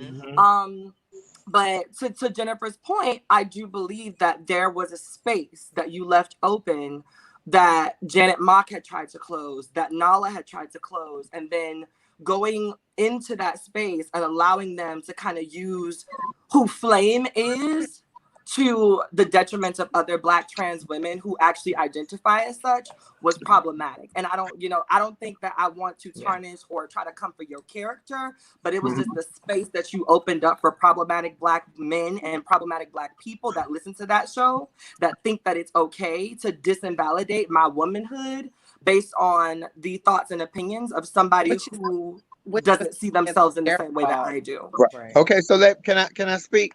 So first of all, I understand exactly what you all are saying about that space, but again, my disclaimer is and always will be: I am not speaking for the trans community. I am speaking for Flame Monroe. My first agenda to push when I was on the Breakfast Club was that I was a comedian. I was on the #1 show on Netflix at the time, and I was working with the hottest comedian in the game at the time. I still do. So that was my agenda. Had I went in there with a combative or argumentative attitude to fight rights, that was not the space for that, which you guys need to understand. And me and Charlamagne had a conversation pre-taping, and he said, I'm going to dominate this conversation. I'm alpha male. I say, nigga, I'm alpha male and female. You can't fuck with me, which is why I took control of the conversation, not the first time I was on there, but the first and second time that I was on there. The backlash and hypocrisy that I got from the Black trans women in my community, and I did say the Black trans women sending me death threats and all of that because you were angry because I didn't say what you needed to say. Create your own lane, get your own agenda, find your voice, and then find a platform with somebody who wants to argue with you. Because I didn't want to argue about it. I went on there to push They Ready and Flame Monroe. Everything else is just a disclaimer to say that I am a trans woman. I am a trans person. But I like what I like, and I do what I want to do, and I speak for me. I've never signed up to be a part of the trans advocacy program. I never want to be the spokesperson. We have fabulous women like yourselves to do that. And to your point about the vernacular, I applaud you for not getting your college degree and speaking so well. This is my speech. Your message and my message is very clear. Right. So we have a question that pops up in the space. Go ahead, Craig. And it leads to something that you said last night, Hope, on your live as a result of the woman. So just take it from there. You guys can see the question. Let's talk about my blind ass can't see it. Hold on 1 second. What did you say, London? I see the question. Oh, I see the problematic question. Okay. So, Just M says, let's talk about the trans girls that exclusively date the same kind of men that attack them. Well, let's talk about that. So it's not that trans women are choosing to date the same type of men, but it's unfortunate that when we are trans, when we try to date the men that we want to date, because of situations like Black cisgender women who put us in dangerous situations because they decide to put stigma and shame on that man, they drop us and leave us alone, and we end up getting attracted. Hurt people attract hurt people, right? So if you're dealing with a situation, or you're dealing with an emotion or whatever, or a lot of trans women tend to be empaths, or at least in my experience, a lot of my friends are empaths. And even in my situation, I will pick up a narcissist, somebody with narcissistic personality disorder real fast. They come out the woods. They will charm you. They see what's in front of them. They will and a lot of those guys have learned the ropes with trans women, so they come in. It's like, like predatory. You know what I mean? They come in, they monitor, they've been with other girls, and they know what your dislikes are, they know what your insecurities are, they use it against you, and they charm you first, and they use it against you. And but and those are the same. It's not that we're dating the same guy, it's that the pool of guys that we date is small, and not because and it's not our fault, it's because of stigma and shame that exists, that guys that really find us to be beautiful or attractive question themselves. So the other day I was on Bigo Live, right? I go on this I have a little thing I do on Bigo, right? And this guy gets up and he's all like trying to talk to me and whatever, and his girl's like, cisgender girl, like in the comments, that's a man, right? So the guy's like, huh? Mind you, at this point, he's already tried to like give me his number. So he's like, huh? That's a man, right? This is what the guy does. What she didn't realize, first of all, is I'm glad that she did that, because it made it easier for me. I didn't have to say anything to him. And then of course he still was interested anyway. But that right there, like telling a man that he's questioning, then he started to ask questions like, well, if I like you, am I gay? Like, if I'm attracted to you, am I gay? And that is one of the big issues for men, is stigma and shame. Okay, now Hope, pick up what you wanted to say, because I really want you to speak to what you were talking about last night on your live. So, for lack of a better word or a better term, I call bullshit. Not in all cases, because I do believe that there are some cases like London where it is empathy and where we do have bleeding hearts for people. However, I think that, and especially when we talk about the girls who do experience and have passing privilege, a lot of it is about the idea that bitches be wanting to be Beyonce and Jay-Z, and you want the man that gives you the aesthetic. You want the man that's going to make you look like you are break you down. You want you want to play Stepford wife, and you want to have a man that gives you the ability to present that to people. Yes. And I think that oftentimes the men that give you that ability, or what a lot of trans girls perceive to be that ability, are the men that do attack us, are the men that don't truly love us and they love our parts, are the men that cannot commit to anything other than a pair of Jordans.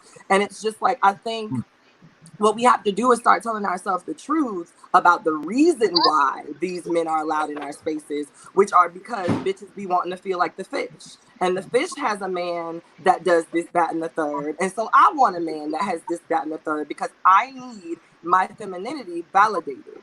And butch queens don't validate femininity. Little twinks don't validate femininity. But Tyrone with the Mercedes or Day Day over there on the corner, they validate femininity. Because regardless of how people want to sit back and say you spilling the trans secrets and the trans tea, these bitches love to sit up and gossip about the piece of trade that they got and how masculine he is. And bitch, you can't clock it, and this, that, and the third. And so I know Day Day and them. I know Day Day and them. Sometimes we put ourselves in those situations. I just said trying to fill the fish. I just said the same thing, Hope. The girls like somebody to break them down. They like a breakdown. We call it a breakdown. It is a breakdown, and it is some of those things. Let me be clear. My man is none of those things. And I've been in a relationship for 2 years. I've been in a relationship for 2 years, and it is not anything that I thought I would be specifically moving towards. But the very thought, I'll give a short story. I was in the grocery store, or the liquor store, the other day. I live in New York now. I was in the grocery store the other day, and I was with my actual boyfriend. And the guy literally saw us together and decided to try to talk to me in front of him. This has happened before. We were on Miami Beach, and a man actually grabbed me and tried to talk to me. These are things that I don't find attractive. I think it's wonderful in the thought that, oh, my privilege, my passing privilege is pulling through. And he's feeling exactly what he's seeing. But without him doing that, that does not validate my womanhood.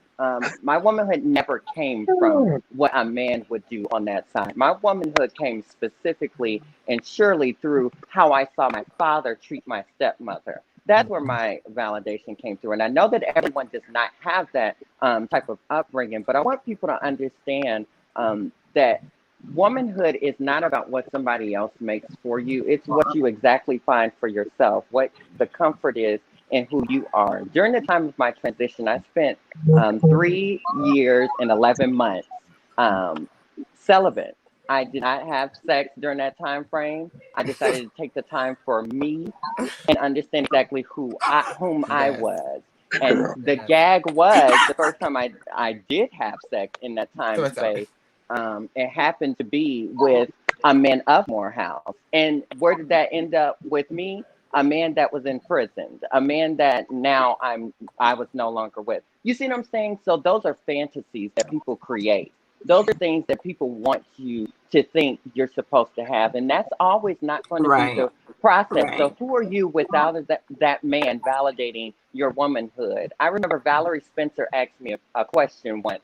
It was a shortage on hormones and I was going through it. Do you understand me? Oh, and I had been without my hormone. Okay, sister. It was NASM conference, and it was my first time being in a room with her. And she said to me, what is your womanhood without hormones? I have a question. Who are you going to be without hormones? And that to me really made me look inwardly again. Because during this time, this is when in my space of who am I going to be? During that time, I had to look at myself and say, exactly what type of woman are you going to be with or without these hormones? So, yeah.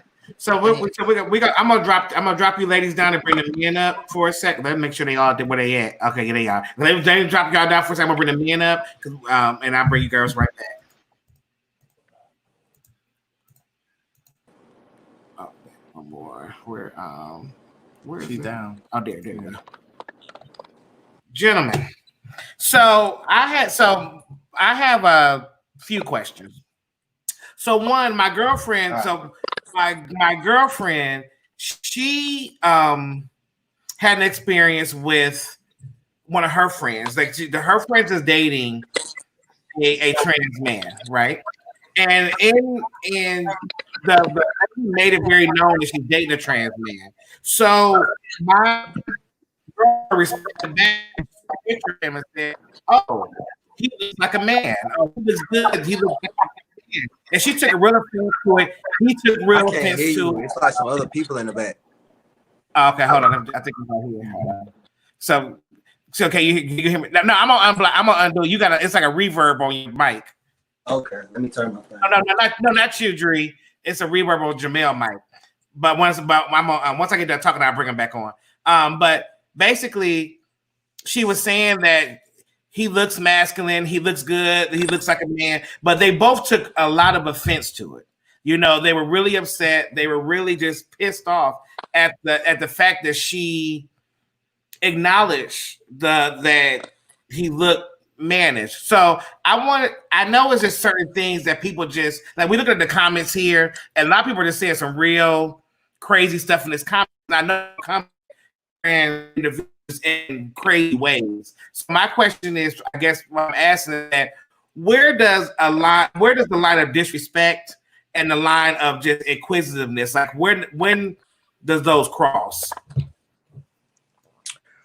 I could talk about when the lines are crossed as far as it gets offensive when it's people you know what I'm saying? In the beginning, like say if you just now telling your brother you finna transition, it's gonna be challenging. He might slip up with your name, or he might crack a joke and you not really like it. So in the beginning with family particularly, it can get irritating, especially if they just keep doing it. You know what I'm saying? Like, damn, I done told you one time before to respect me, and you just doing it. But it's inquisitive more so. Like if you got a chance to be around somebody that's genuinely that don't know, period, and they're open to what you're saying and not just like on that type vibe, then you can kind of educate them. It's a little easier, you know what I'm saying? Jamel? Yeah, so from the example that you gave, it's we don't like to be. It's not about us being real or you look like a man. Like that's minimizing our experience. Like I am a man, you know what I'm saying? That I might be, attractive or whatever the case is. But when the focus becomes more so about the fetish side is when it becomes a norm. And I'm saying like my bro was just saying, when you're inquisitive and wanting to truly understand and know and be educated, that's totally different. But when you're just being ignorant and just like, oh, you look like a man, or you're so real, like it's a compliment, under undertone compliment, but honestly, you're not really complimenting what I'm telling you I am. You know what I'm saying? Like, you're not validating that. By you saying that doesn't validate my experience. You know what I'm saying? So it's really for me, that's trying to educate the principal is the part that gets really irritating. Mm-hmm. Now, also, it was not a couple of years ago. It's been a while ago. Did y'all remember when the lady in New York had the daughter that at 3 years old said that she wanted to become trans, and she started nurturing her trans, turning into a boy? You know, it was in Essence. It was all over the place. Do you think? This is just your opinion. You're not speaking for everybody. But for me, when I saw that, I'm like, at 3 years old, how do you express that, you know, that you're trans? How do you, and then is that just, are you just a tomboy at that point, or do you just like boy things? Do you think that 3 years old may be too early to try to transition somebody into a trans space? That's their children. You know what I'm saying?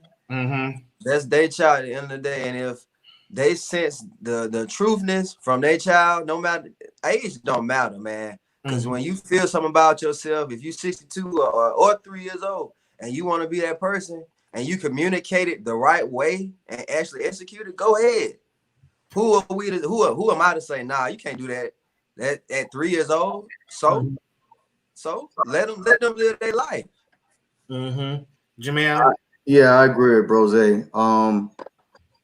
So like one of the things my mom says now, looking back, she would say like when I was younger with Pampers and stockings and dresses on, as soon as I would get home, I would rip the shit off. And she would have to chase me around the house. And so those are things that you can identify with back then that are signs to answer your question. You know what I'm saying? But like, and those are just things that if you're in tune with your child, or if your child is able to express those things, it's possible. You know, it's possible to feel like this is what's right for my child. I agree with Bro. There is no age on it. I'm saying like expression is expression.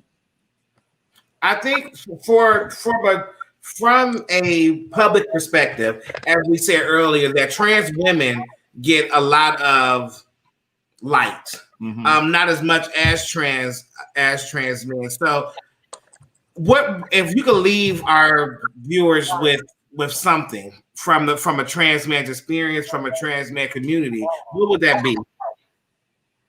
We could leave something like a positive message. Well, I would say just live, period.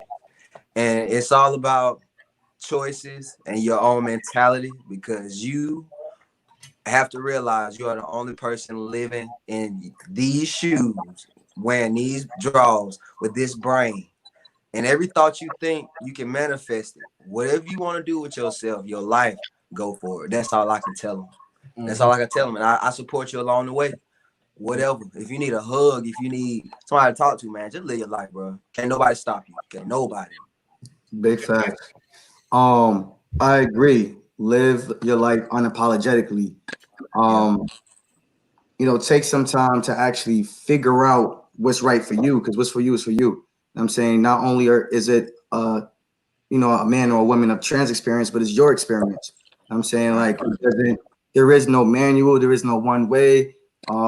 Even when it comes down to how you express your transition, whether physically, who you love and how you express that, there's so many different layers of things to explore to see what's actually fit for you. Right. I wanted to bring you two guys up because you see these women are chatty Cathy's, and I know y'all. I said, let me bring them up so we can. I want to tell y'all thank you, and if y'all want to stay and listen, y'all can, but y'all also can leave if y'all have something else going on. But I do have a question for you guys before you go. Would you date a trans woman? Babe, come here, please. And the reason I ask that is because I know Flame, and I hope I'm not crossing any line, but Flame is interested in FTM, female to male. So that's why I'm asking. So actually, I'm in a relationship right now. Me and my girlfriend, who's a woman of trans experience. We've been together for over like two and some change at this point.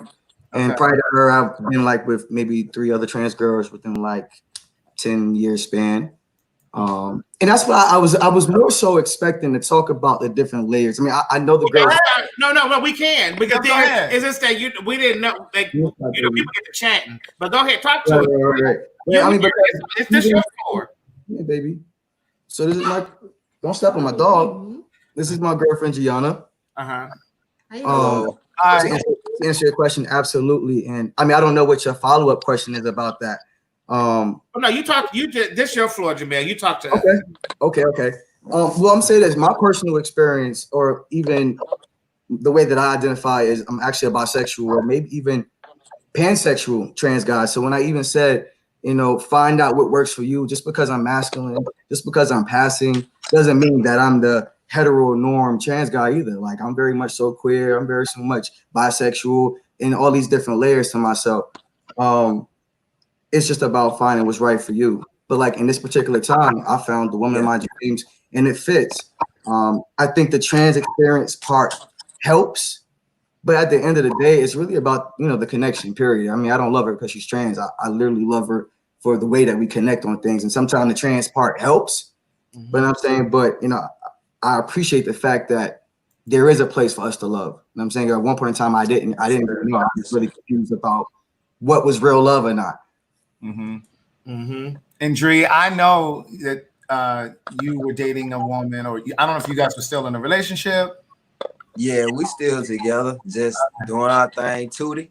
And she did not identify as lesbian. No, not at all. I'm really her first. I was her first like stud lesbian relationship, and then like we was together, for a long time. When I actually became the true me, she was still rocking. So yeah. So now this is where I want to kind of get into the meat. Go ahead. All right. So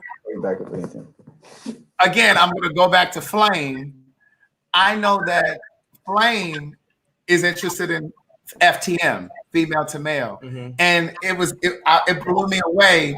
Not just having a conversation with Flame, but also with Kept Secret, who is a porn star, and he has sex with gay men, but he prefers trans men. It educated me because I know a lot of studs that don't want to be penetrated. So that was like complete news to me. Like it was a news flash. No way. Like, I didn't understand it. So, because I know like Jamel, you were saying just a moment ago that you identify as pansexual. At one time you said bisexual, but then you said pansexual. So I want you to kind of further explain that to the people listening. I know they're probably like, how does that work? And so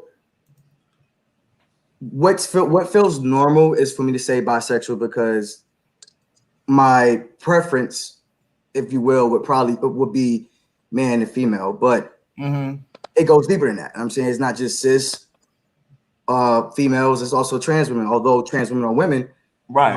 But also the thing about my queerness and about myself is that I'm true to myself. And though I might not want something right now, I'm open enough to know that things can change in the future. I mean, I've done and I've do things that I never imagined that I would. So like, for example, I'm not attracted to trans guys.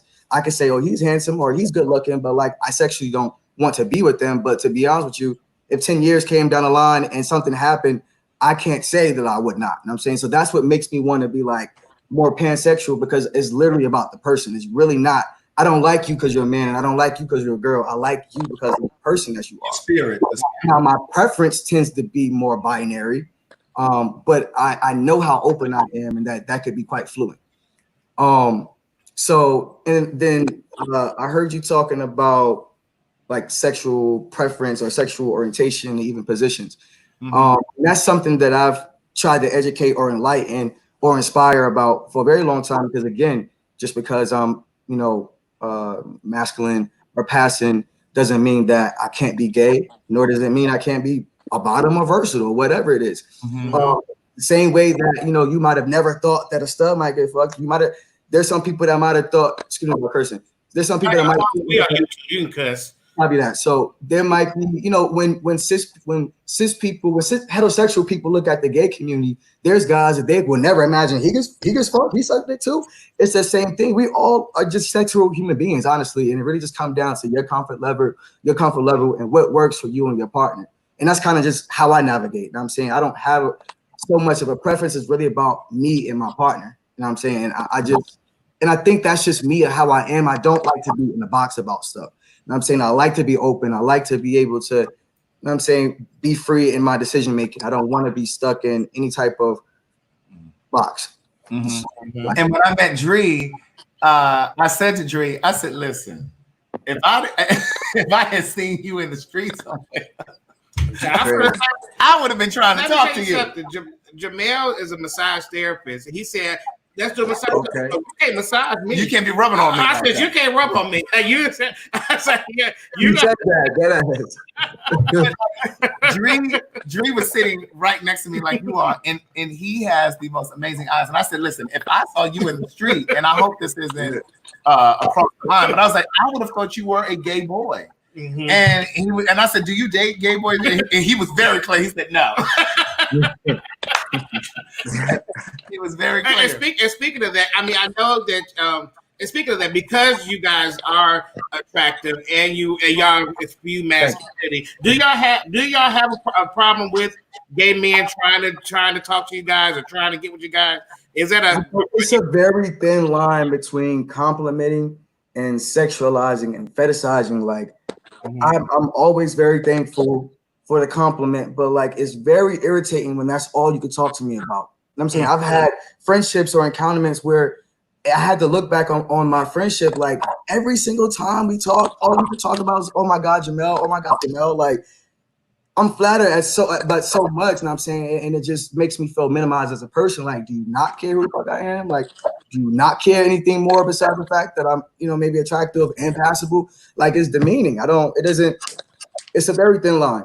Mm-hmm. And also, some people don't monitor the boundaries. Some people just think they can say and do whatever and come at you. So it's like, again, the thing that I teach about is more so principle. Like, I don't even mind answering any questions, but don't come at me with any type of energy or any type of question. Like, have the type of human decency, have the fucking respect, and maybe one thing we got to learn is, it's not really appropriate to ask trans people if they had surgery or not, or if they plan to have surgery. Sometimes that segue might be appropriate, but in the introduction of a conversation, you don't just say, so do you have a dick? Do you have a pussy? Do you have surgery? You know what I'm saying? That's not the fuck appropriate. And those moments would make me be like, the fuck do you have? Like, what does your dick look like? Is your dick small? Is that appropriate? If I just come ask you some shit, why is it appropriate? Why do you feel comfortable enough to ask me such a personal question? So again, it minimizes me as a human being.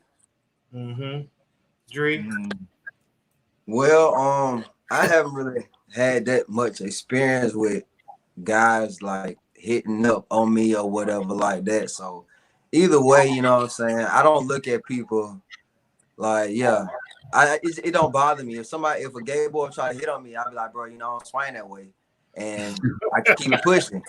I just ain't gonna be like, I'm not gonna not talk to them. I look at people they just people, you know what I'm saying? I like to get to know people either way. All on my Facebook, I get it every day. I motivate people. I dive into Facebook groups to get to know people on purpose. I don't care if you dating a guy I don't care about all that, man. I care about like what you like, what's your purpose, you know what I'm saying? How your day been today? That's the type of shit I'm on. So I don't care about people trying to do that shit to me. I'm in a happy relationship and I'm not cocky or nothing. I know I'm a decent looking guy, but I just don't get down like that. But I love all people. So yeah. Would you guys say that there's a divide between the trans male community and the trans female community? I mean, in certain levels, I mean, I'm not going to act like we're just so divided and we don't support them. They don't support us. We don't love them. They don't love us. We absolutely do. But there is a lot of learning to do. And me and my girlfriend talk a lot. And a common or a popular topic is the oppressed becoming the oppressor. Like this cycle, whether it's white people to black people, and then upper black people to urban black people, and then heterosexual people to gay people, and then gay people to trans girls, and trans women to trans guys. It's just a vicious cycle of the oppressed becoming the oppressor. And so, I think the trans women are so used to being the ones at the bottom that it's almost like they now have somebody else to bully in those situations. You know what I'm saying? And we get left out a lot. You know what I'm saying? And it's just a lot to learn. Left out in what way? So left out in conversations, left out in I don't even know how to explain. You know what I'm saying? Like, maybe, for example, a trans woman can't understand how and why we date, but yet they can go date and fuck and suck and duck and whatever the fuck they want. But like, we got to be so policed about how we use our bodies and how we present ourselves and things like that. I'm sorry. What happened? What I do? What I say? Okay, we want to start conversation. So, Hope, what are you thinking about what he just said?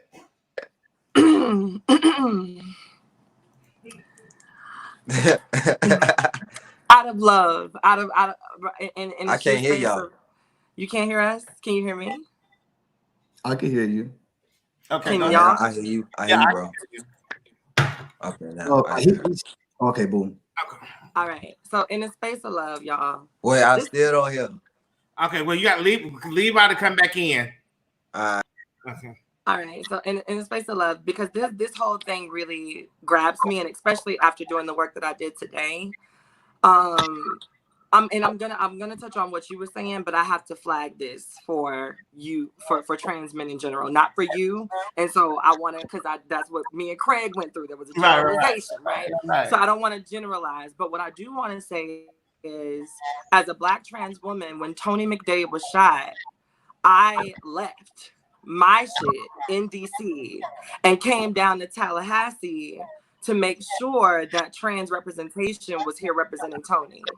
And I don't see not nary. I haven't seen not a nary. And my thing is, I thought I would have been met by my brothers before I got here.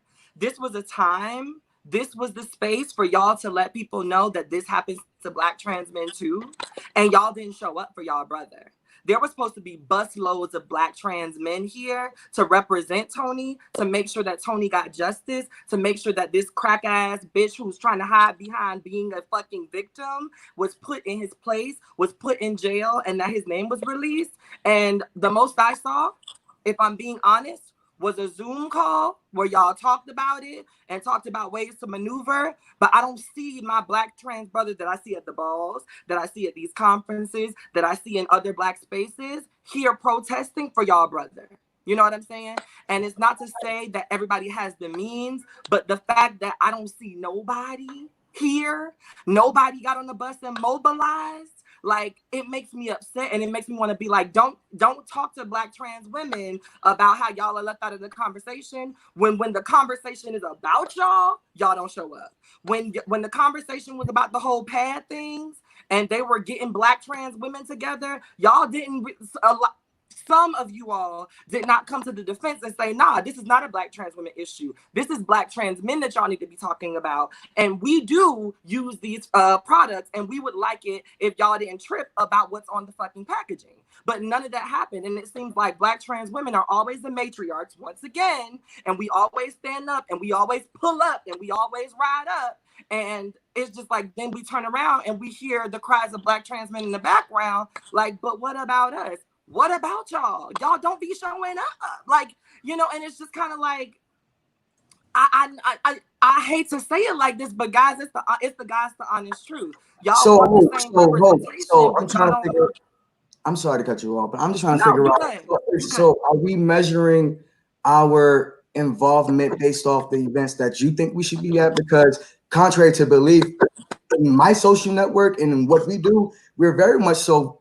I know for myself, speaking for myself, I'm very visible and very vocal. Like, no, I might not be where you're asking me to be right now, but like, I'm one person and they're the next person, and you can't really like judge or shame why we're not doing what you think we should be doing the way we're doing, because there are other tables, there are other ways in which we are there, which I don't see you there as well. So you can't. And I'm saying, like, I get your passion, and I totally get it, and I totally agree that we can collectively be visible more, and we could collectively do more. But this is still a learning lane for us, like, to even know how to do this thing. You know what I'm saying, and how to even get guys to be comfortable. It is a whole process.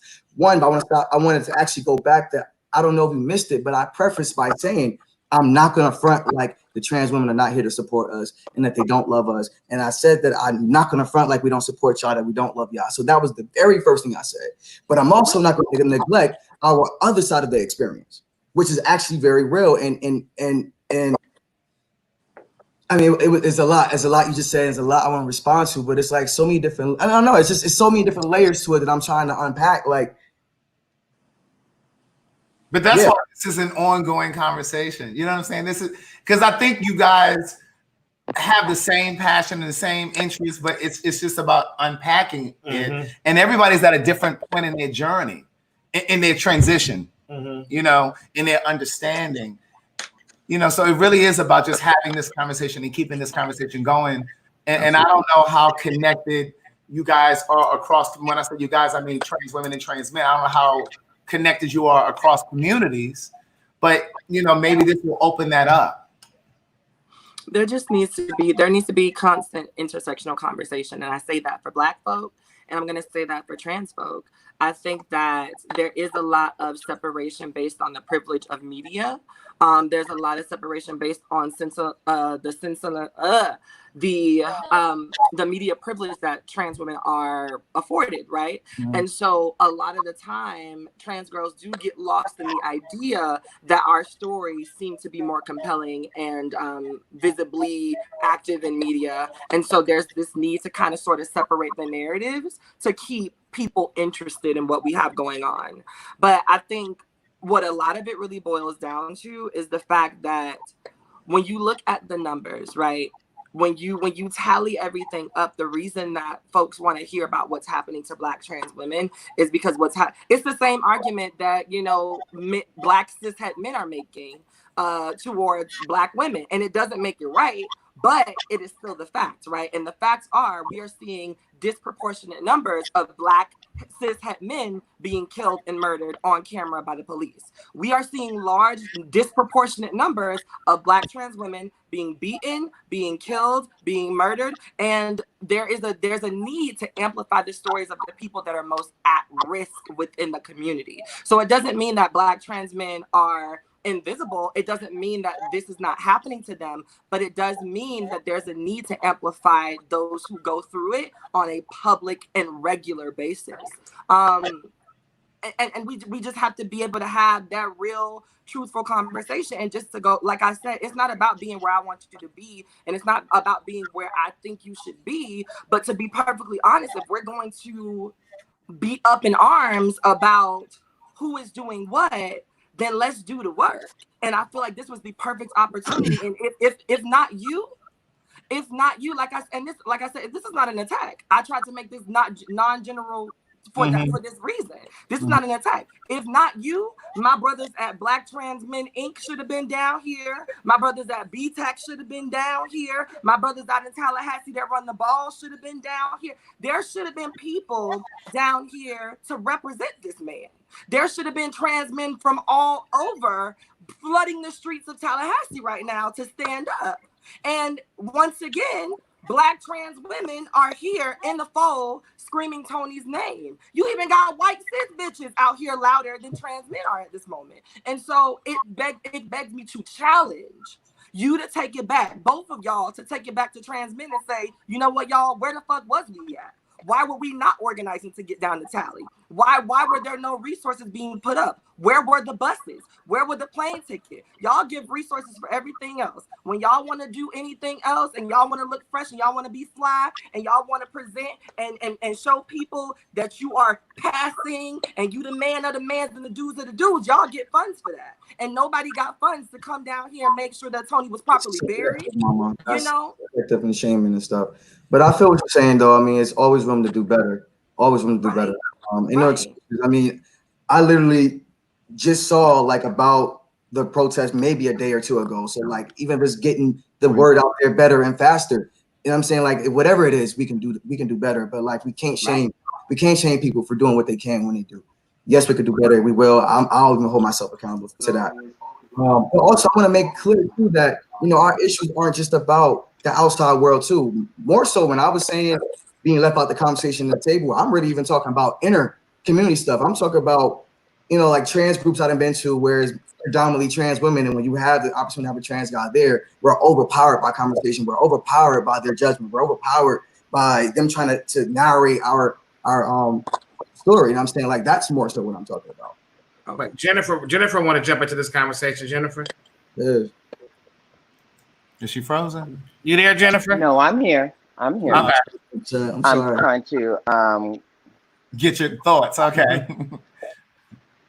Because I find it very offensive to tell a trans man a man of trans experience how to show up for himself. That is not something he owes to anyone, first and foremost. And second, I'm wondering, Hope, did you pay for yourself to get there or were you funded to get there? I There are was a lot of funded to. streams. I was Okay, so funded you to were go. funded to get there, right? Mhm. There are a lot of streams and a lot of these agencies that do not and will not fund trans men in anything outside of something that they have for study, something that they have specifically for men who are not literally trying to maneuver themselves in mobility. Understand? And a lot of these funds sometimes are tied up in grant writings that are specific to the deliverables that they have for that specific grant. I think it's very foolish for us to think that a trans man is going to move at every drop of a hat. Um, I don't want to give too many details about my personal life because I don't believe that specifically I have to give my own personal story. But what I will say is I am very committed to the fact of making sure that I myself find streams of funding to make sure that our men of trans experience. I know Sean Coleman in New York City is one of the most funding gentlemen I have ever seen for situations like this with Destination Tomorrow. Those are the things that we need to start making sure that these people are aligned and integrated into these individuals and these perspectives. You cannot tell a trans man, just like they cannot tell us how to show up. There is so many ways in which I would like to be on those front lines myself, but because I have a higher power and I play my position in this fight to the T, I know that I can't specifically put myself in a situation where my anger is going to go out of control. My safety is not that of top tier because, as we know, Black trans women are not something that is upheld to the most highest of security. And I have to be in different spaces myself. So I respect and appreciate every trans man that decides to be on the front lines and those who work behind the scenes to handle business. Because a lot of them we don't see. Like you said, Craig, in the beginning of this, you had no idea trans men even existed. Understand? And that's what they're supposed to do. And they're surviving. Do you know very well what it means to be a survival and to move in survival. Those are things that we need to help push forward for these individuals about mental therapy, about how to access internally, how to be on the outward span. That's not for everybody to understand. And I do want to say this, I don't speak for trans men, but I do want to make sure that you understand that most of them, in my understanding of how I've been integrated, are raised in a span of being women, right? Is a woman taught to go forward and be specifically out loud and forthcoming with the way that they present themselves? I didn't think so. So we need to understand that the questions that we're asking about trans people are very parallel, as I said to Derek the other day when I spoke to him, to a cisgender man and to a cisgender woman, on top of the issues that we have internalized for ourselves. I think the thing for me, and thank you, Jennifer, for holding me accountable for that, and thank you, Judge Jamel, for holding me accountable for that. But I think for me, what y'all what I think was missed is that even when and Craig, karma, because now I understand more thoroughly. Because for me, even when I try to not be general, and I'm not trying to tell trans men how to show up. What I'm saying is this was an opportunity that I feel, being somebody who is here in the space. I'm not talking from my house in DC. I'm not talking from across the country in LA. I'm here. And I was just saying that this feels like a missed opportunity. I'm not trying to tell trans men that you gotta. What I'm saying is that I expected to be met because this was a moment that I thought that my brothers would have taken advantage of. Right? That is what I'm saying here. I'm not trying to tell y'all how to show up, when to show up, where to show up, and what to do.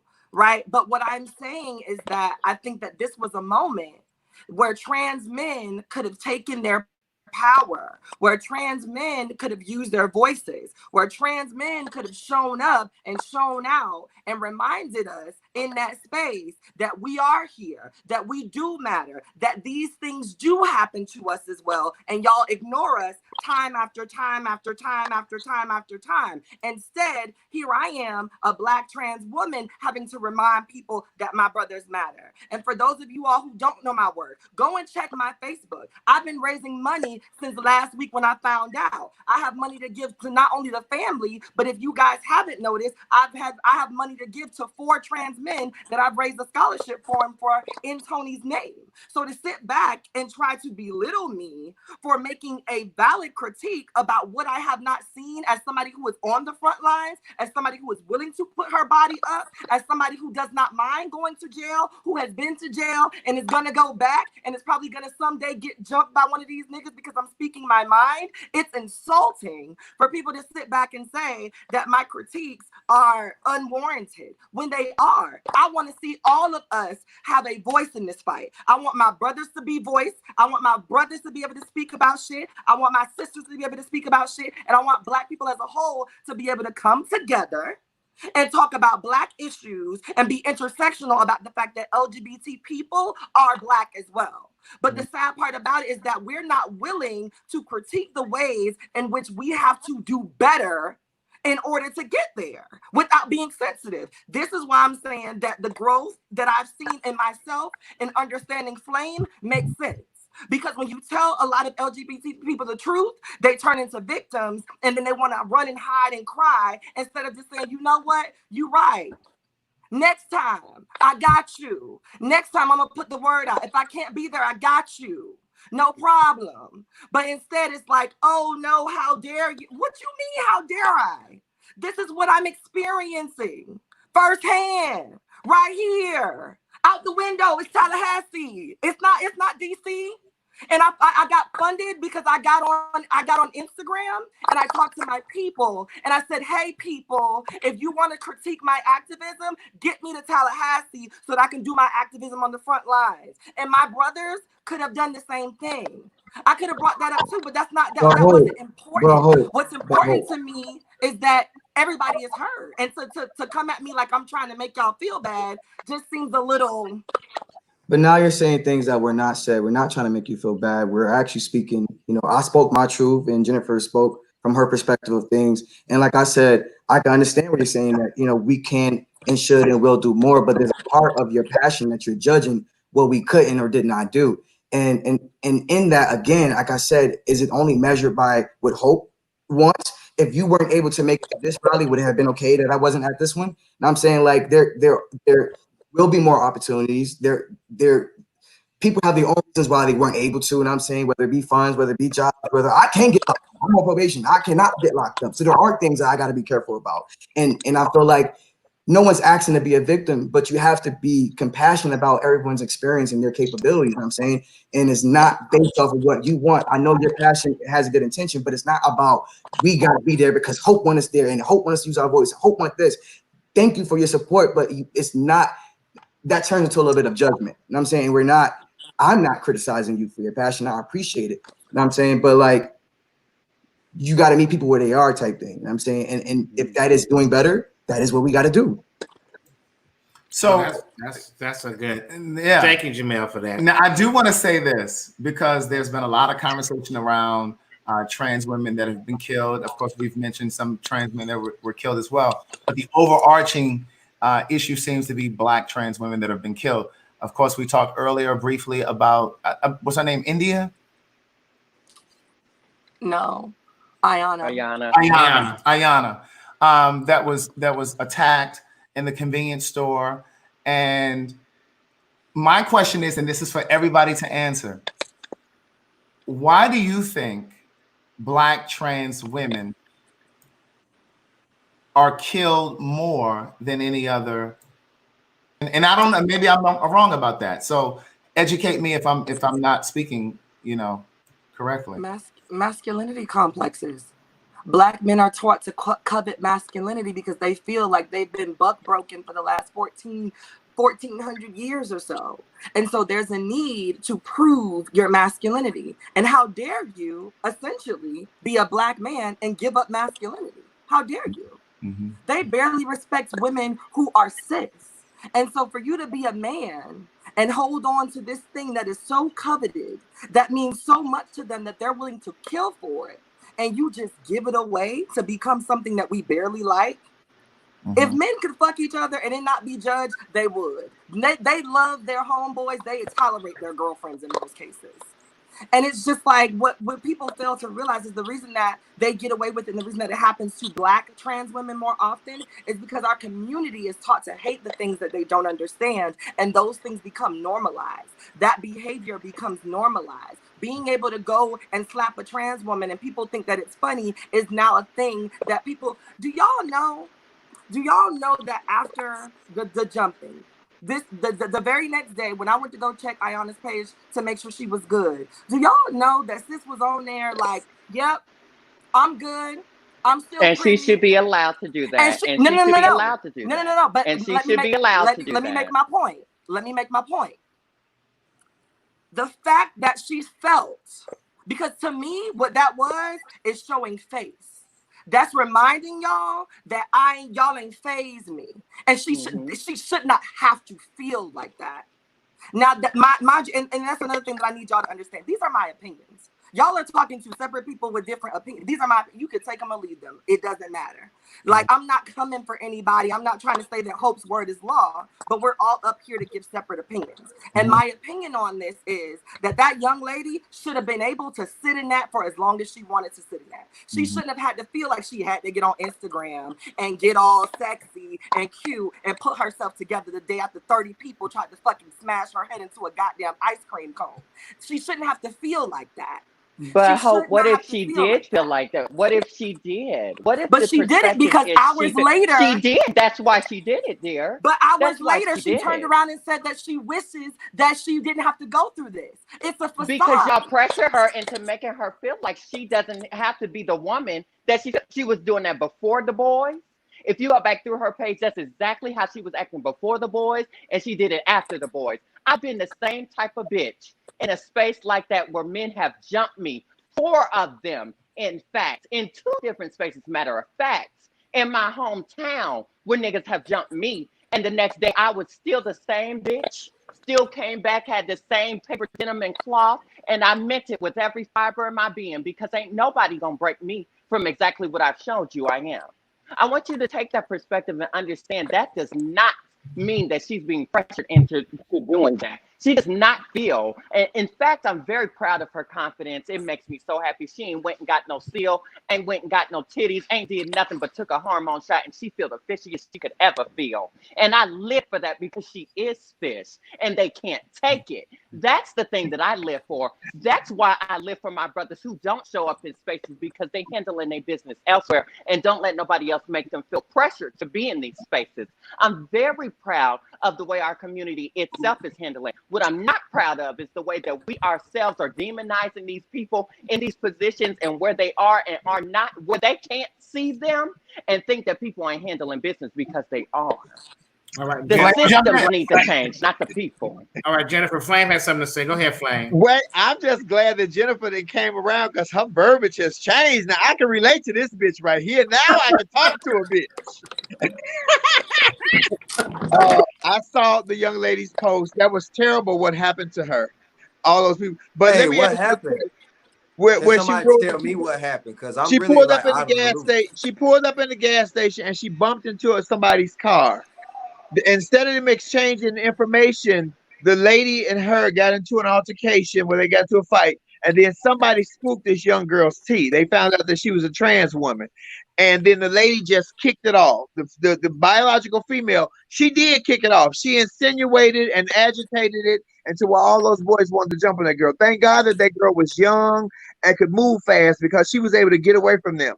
Secondly, to the store owner, thank you for allowing her to come in and get behind the counter, because it could have been somebody black who said, kill this nigga, because that's what we be up against. But thank you to, and he was Middle Eastern or something, but thank him for getting her out of that. Now, where I don't agree with here I am. I used to be a young trans whippersnapper. And if I see a gas station, and I know a whole lot of gas stations unopened during the pandemic, I'm not going to test my realness or test my, when I see all this turmoil and drama. Some situations can be avoided. You pulled into the gas station trying to prove your realness. And I'm only going off of this because me and T.S. Madison had a conversation about this morning. And she said somebody inboxed her and said that the girl was trying to prove her realness. You failed the test, dear. You failed the test, not because you should have went around that. Some shit can be avoided. So I'm not buying that bullshit. And then you get on social media and you do all of this. We have not learned anything as trans women. The girl who they beat up in Texas a while ago who had the same incident, she hit a car. She went on social media, cutting up and reading and woo. She was found dead a week later. Is that what you want for this young lady? She should have shut her mouth, packed her shit, and moved away from Minneapolis, because from what I hear, she got plenty of money from donors on her cash app to help her move to a different situation. Some shit we got to take responsibility and accountability for the part that we play. So when they keep saying, why is transgender women of color being murdered? Because a lot of girls are doing things that they should not do. I'm an old bitch. Old bitches know to shut your goddamn mouth. Young bitches want to out everybody. With outing comes consequences and repercussions, and that's not for everybody, because there are some legit hate crimes, but all of them ain't.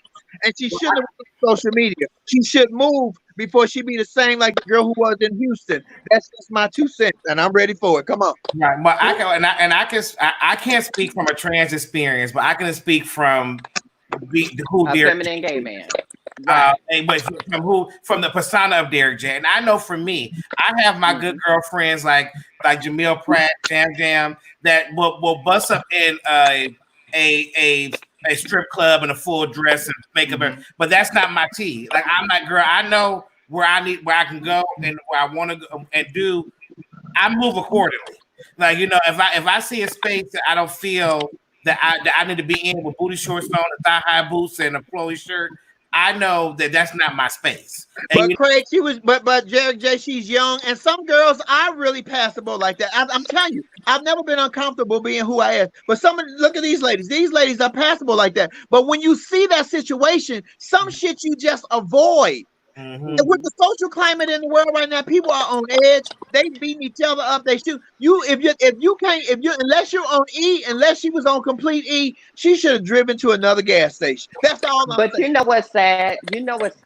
I think the very fact that we're blaming individuals on being who they are authentically, and we're doing the same thing. They did the same thing when Tony McDade was declared dead. In fact, a lot of us trans women were saying, well, he was mentally capable, but he planned to do it. Well, it doesn't matter. He deserved his day in court. He didn't deserve to die. He deserved to go home to where he was. It did not matter, because they'll take a white boy, they'll put him in the back of a car, escorted, take him to Burger King before they take him there. That's my problem.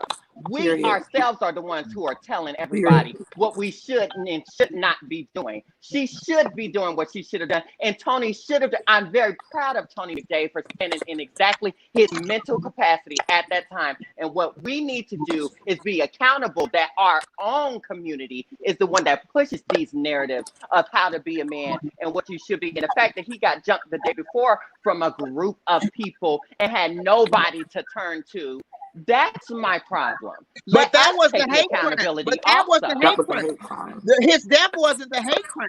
The guys jumping him was the hate crime. When the police saw him with a knife, they saw a man with a black man with a knife, and they shot him and killed him. He didn't even have a knife. But they didn't matter. But they still saw a man. They didn't see a trans person. They saw a man, a black man.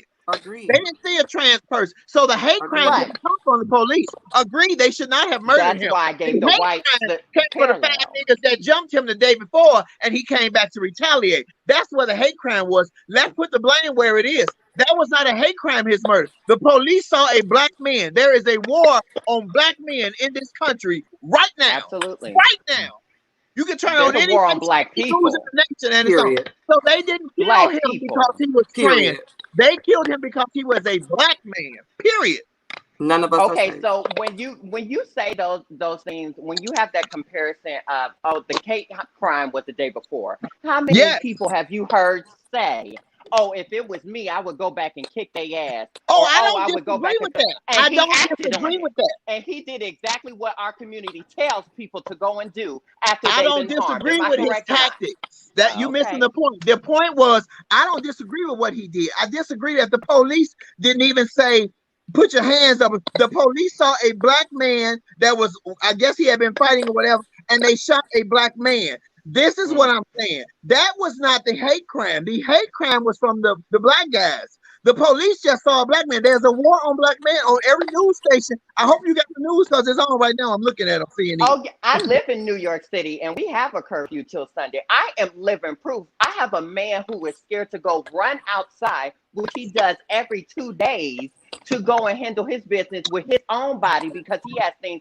that he needs to handle with the way that he perceives Well, I himself, just don't want right? to submit. And he I don't want can't to do submit that. them through the hate crime. That's all I'm saying, baby. I'm not arguing with you. I just don't want to submit No, through the no, hate but I crime. want you to understand that it's not an attack on your words, right? It's an attack on the notion that we as a people do not see exactly what's going on and have done nothing about it since the beginning of our culture.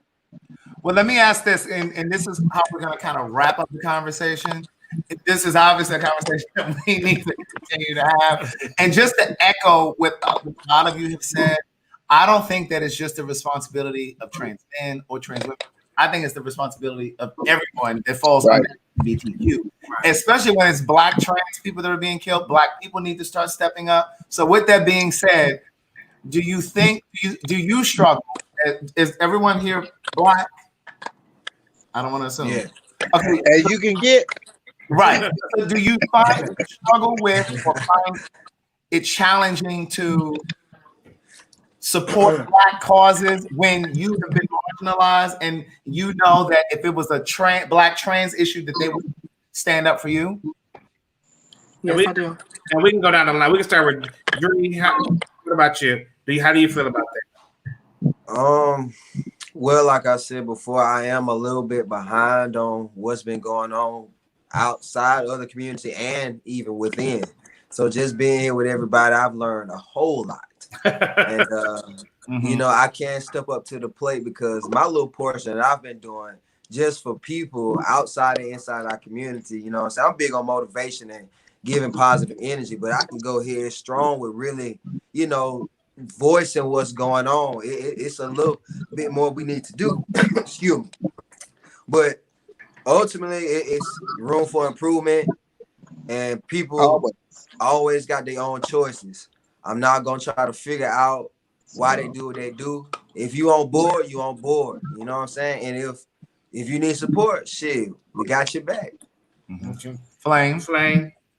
I think we need to put a whole new face on gay bashing because I'm telling you something right now. Baby, stay strapped and protect yourself because as you can see, they're not protecting black men or black women, period. So, you know, we already at the bottom of the barrel.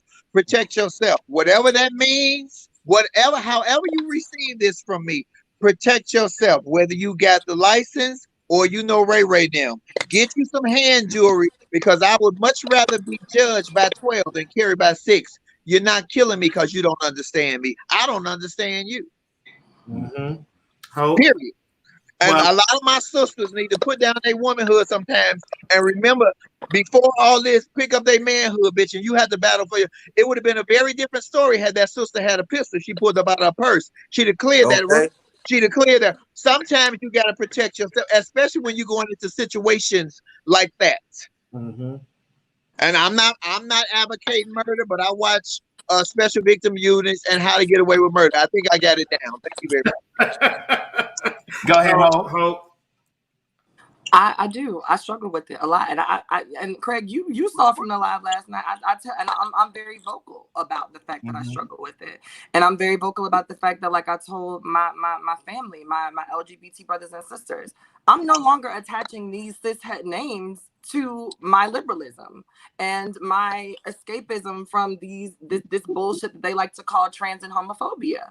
I am marching because I am Black, and it is my duty to stand up for the indiscretions that we go through as Black people. But I'm not attaching George Floyd, because I don't know if George Floyd would have attached it to me.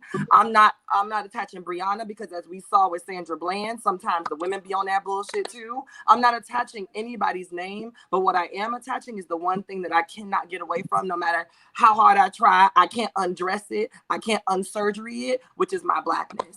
And we need to be upfront about the ways in which we are treated by heterosexual cisgender Black people. And until heterosexual cisgender Black people can start to understand that we are Black first, and not just when they're trying to make us be wrong on Twitter, then I'm going to constantly remind them that there is apprehension, and that when I march, I'm not marching for the cause of a Black man. I'm marching for the cause of the Black people. And if you don't like that, then oh well. Mm-hmm. Jennifer?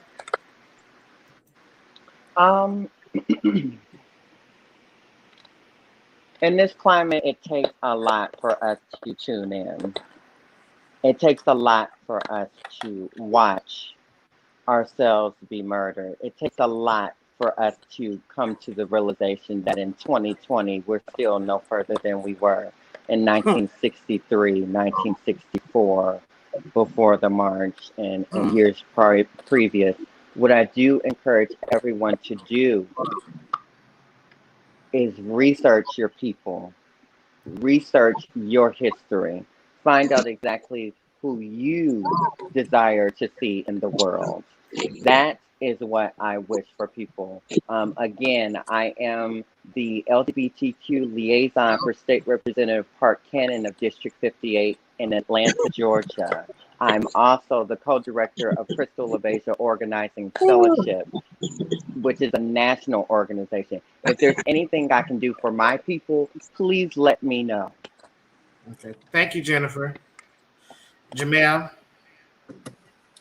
So yeah, I do find it challenging to fight for Black lives, knowing that half of those Black lives wouldn't support my trans life.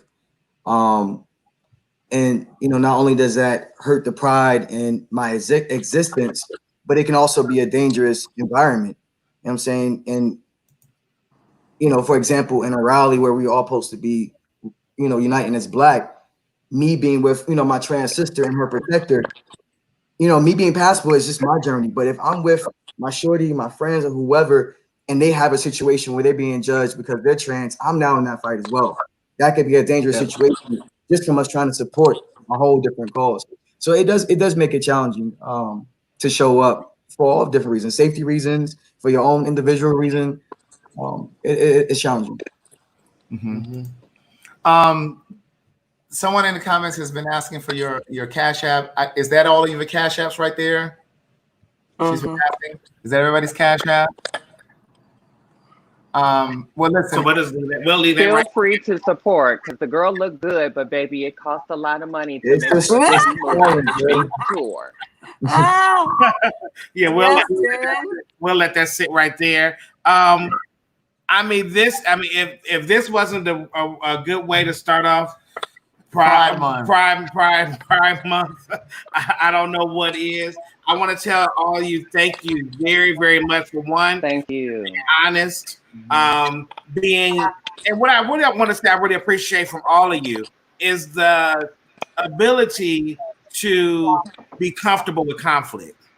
Because this all could have went a different way real quickly. But the fact that everyone had listened, everyone understood, and everybody just took time to learn from each other. I want to tell you guys, I personally appreciate that. And I think you guys were all knowledge. And this video is going to live in infamy. You know what I'm saying? Somebody will be watching this video 3 years from now, 5 years from now. There may be some trans girl or guy that is going to learn from watching you guys, so just keep that in mind. And I just think that we need to keep the conversation going. I saw a lot of women in the audience or in the comments saying, well, we're going to have one for, I don't know how they call it, but cis women. And I know some of you don't like to call it that, but they're asking, are we going to have this conversation? And yes, we are. We have a conversation that's going to come up in July.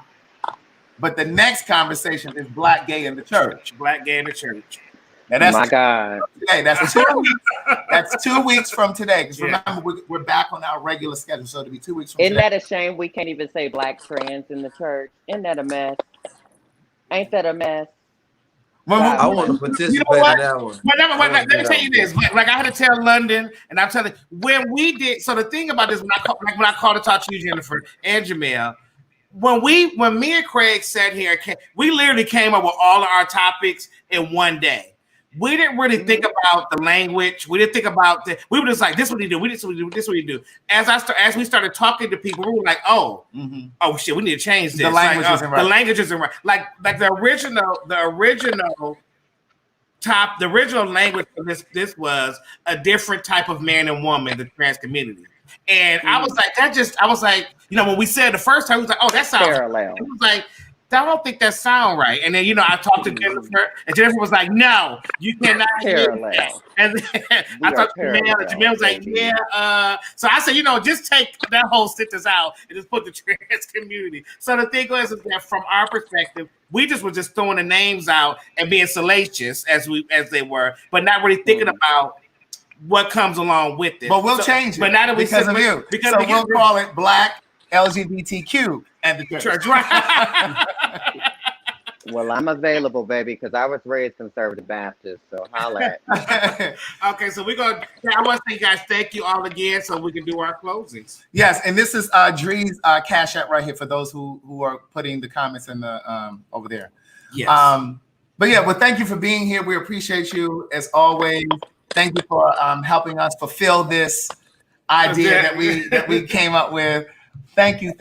Please share this live with your people. I mean, because I think you all made really, really valid points. London fell out of the comments, or from the live. But she just like I said, she was dealing with the death of her friend, and they had to, they deal with the funeral and everything. So she was dealing with that today. So I was happy that she was able to enjoy. It was absolutely awesome. But thank you guys. Have an amazing night. Be safe. Be safe. Y'all too. Thank you, everybody. All right. Take care. Y'all be safe.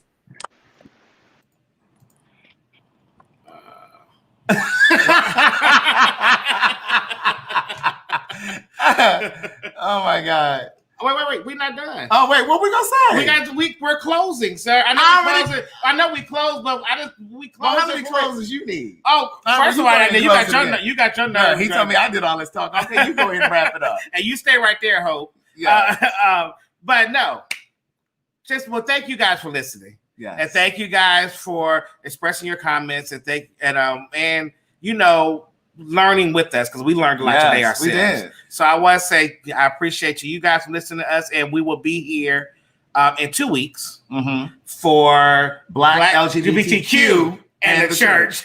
And don't forget, if you subscribe to my channel, subscribe to Derek's channel. Oh, and turn on the notifications so you'll know. What stuff? We got stuff. Where is this? If you want to be part of that conversation, this is the thing. Right. Thank you. So if you want to be a part of the Black LGBTQ and the church conversation, email us right here. It's glmconvo@gmail.com. It's going to be 2 weeks from today. Yeah. That's gaylikemeconvo@gmail. So glmconvo@gmail.com. Please don't DM us on Instagram and all that other stuff. It's easier if you guys just do it right here, because then we can get all of it, in one place. And rules for the email, as always, send us a small paragraph on how you can add to this conversation. Send us your contact information, meaning your phone number, so we can talk to you. And send us a picture so we can just know who we're talking to. Right.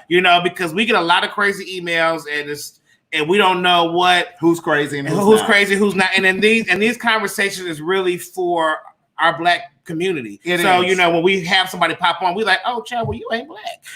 So and not to discriminate, but this conversation for you. So so just please send us a picture. Send us your contact information and a small paragraph. Craig can read. I don't like to read. And if you want to support us, here we are right here. Oh yeah, here we are. Right here. Derek's Cash App in mine. Where is that? Bam, right here. Because this costs, believe it or not. It does. It costs us, and we're using our own personal money to make this all happen. So. Now, maybe one day we'll be on tour, but we're not right now. Right. But thank you so much, guys. We really, really appreciate you. Thank you.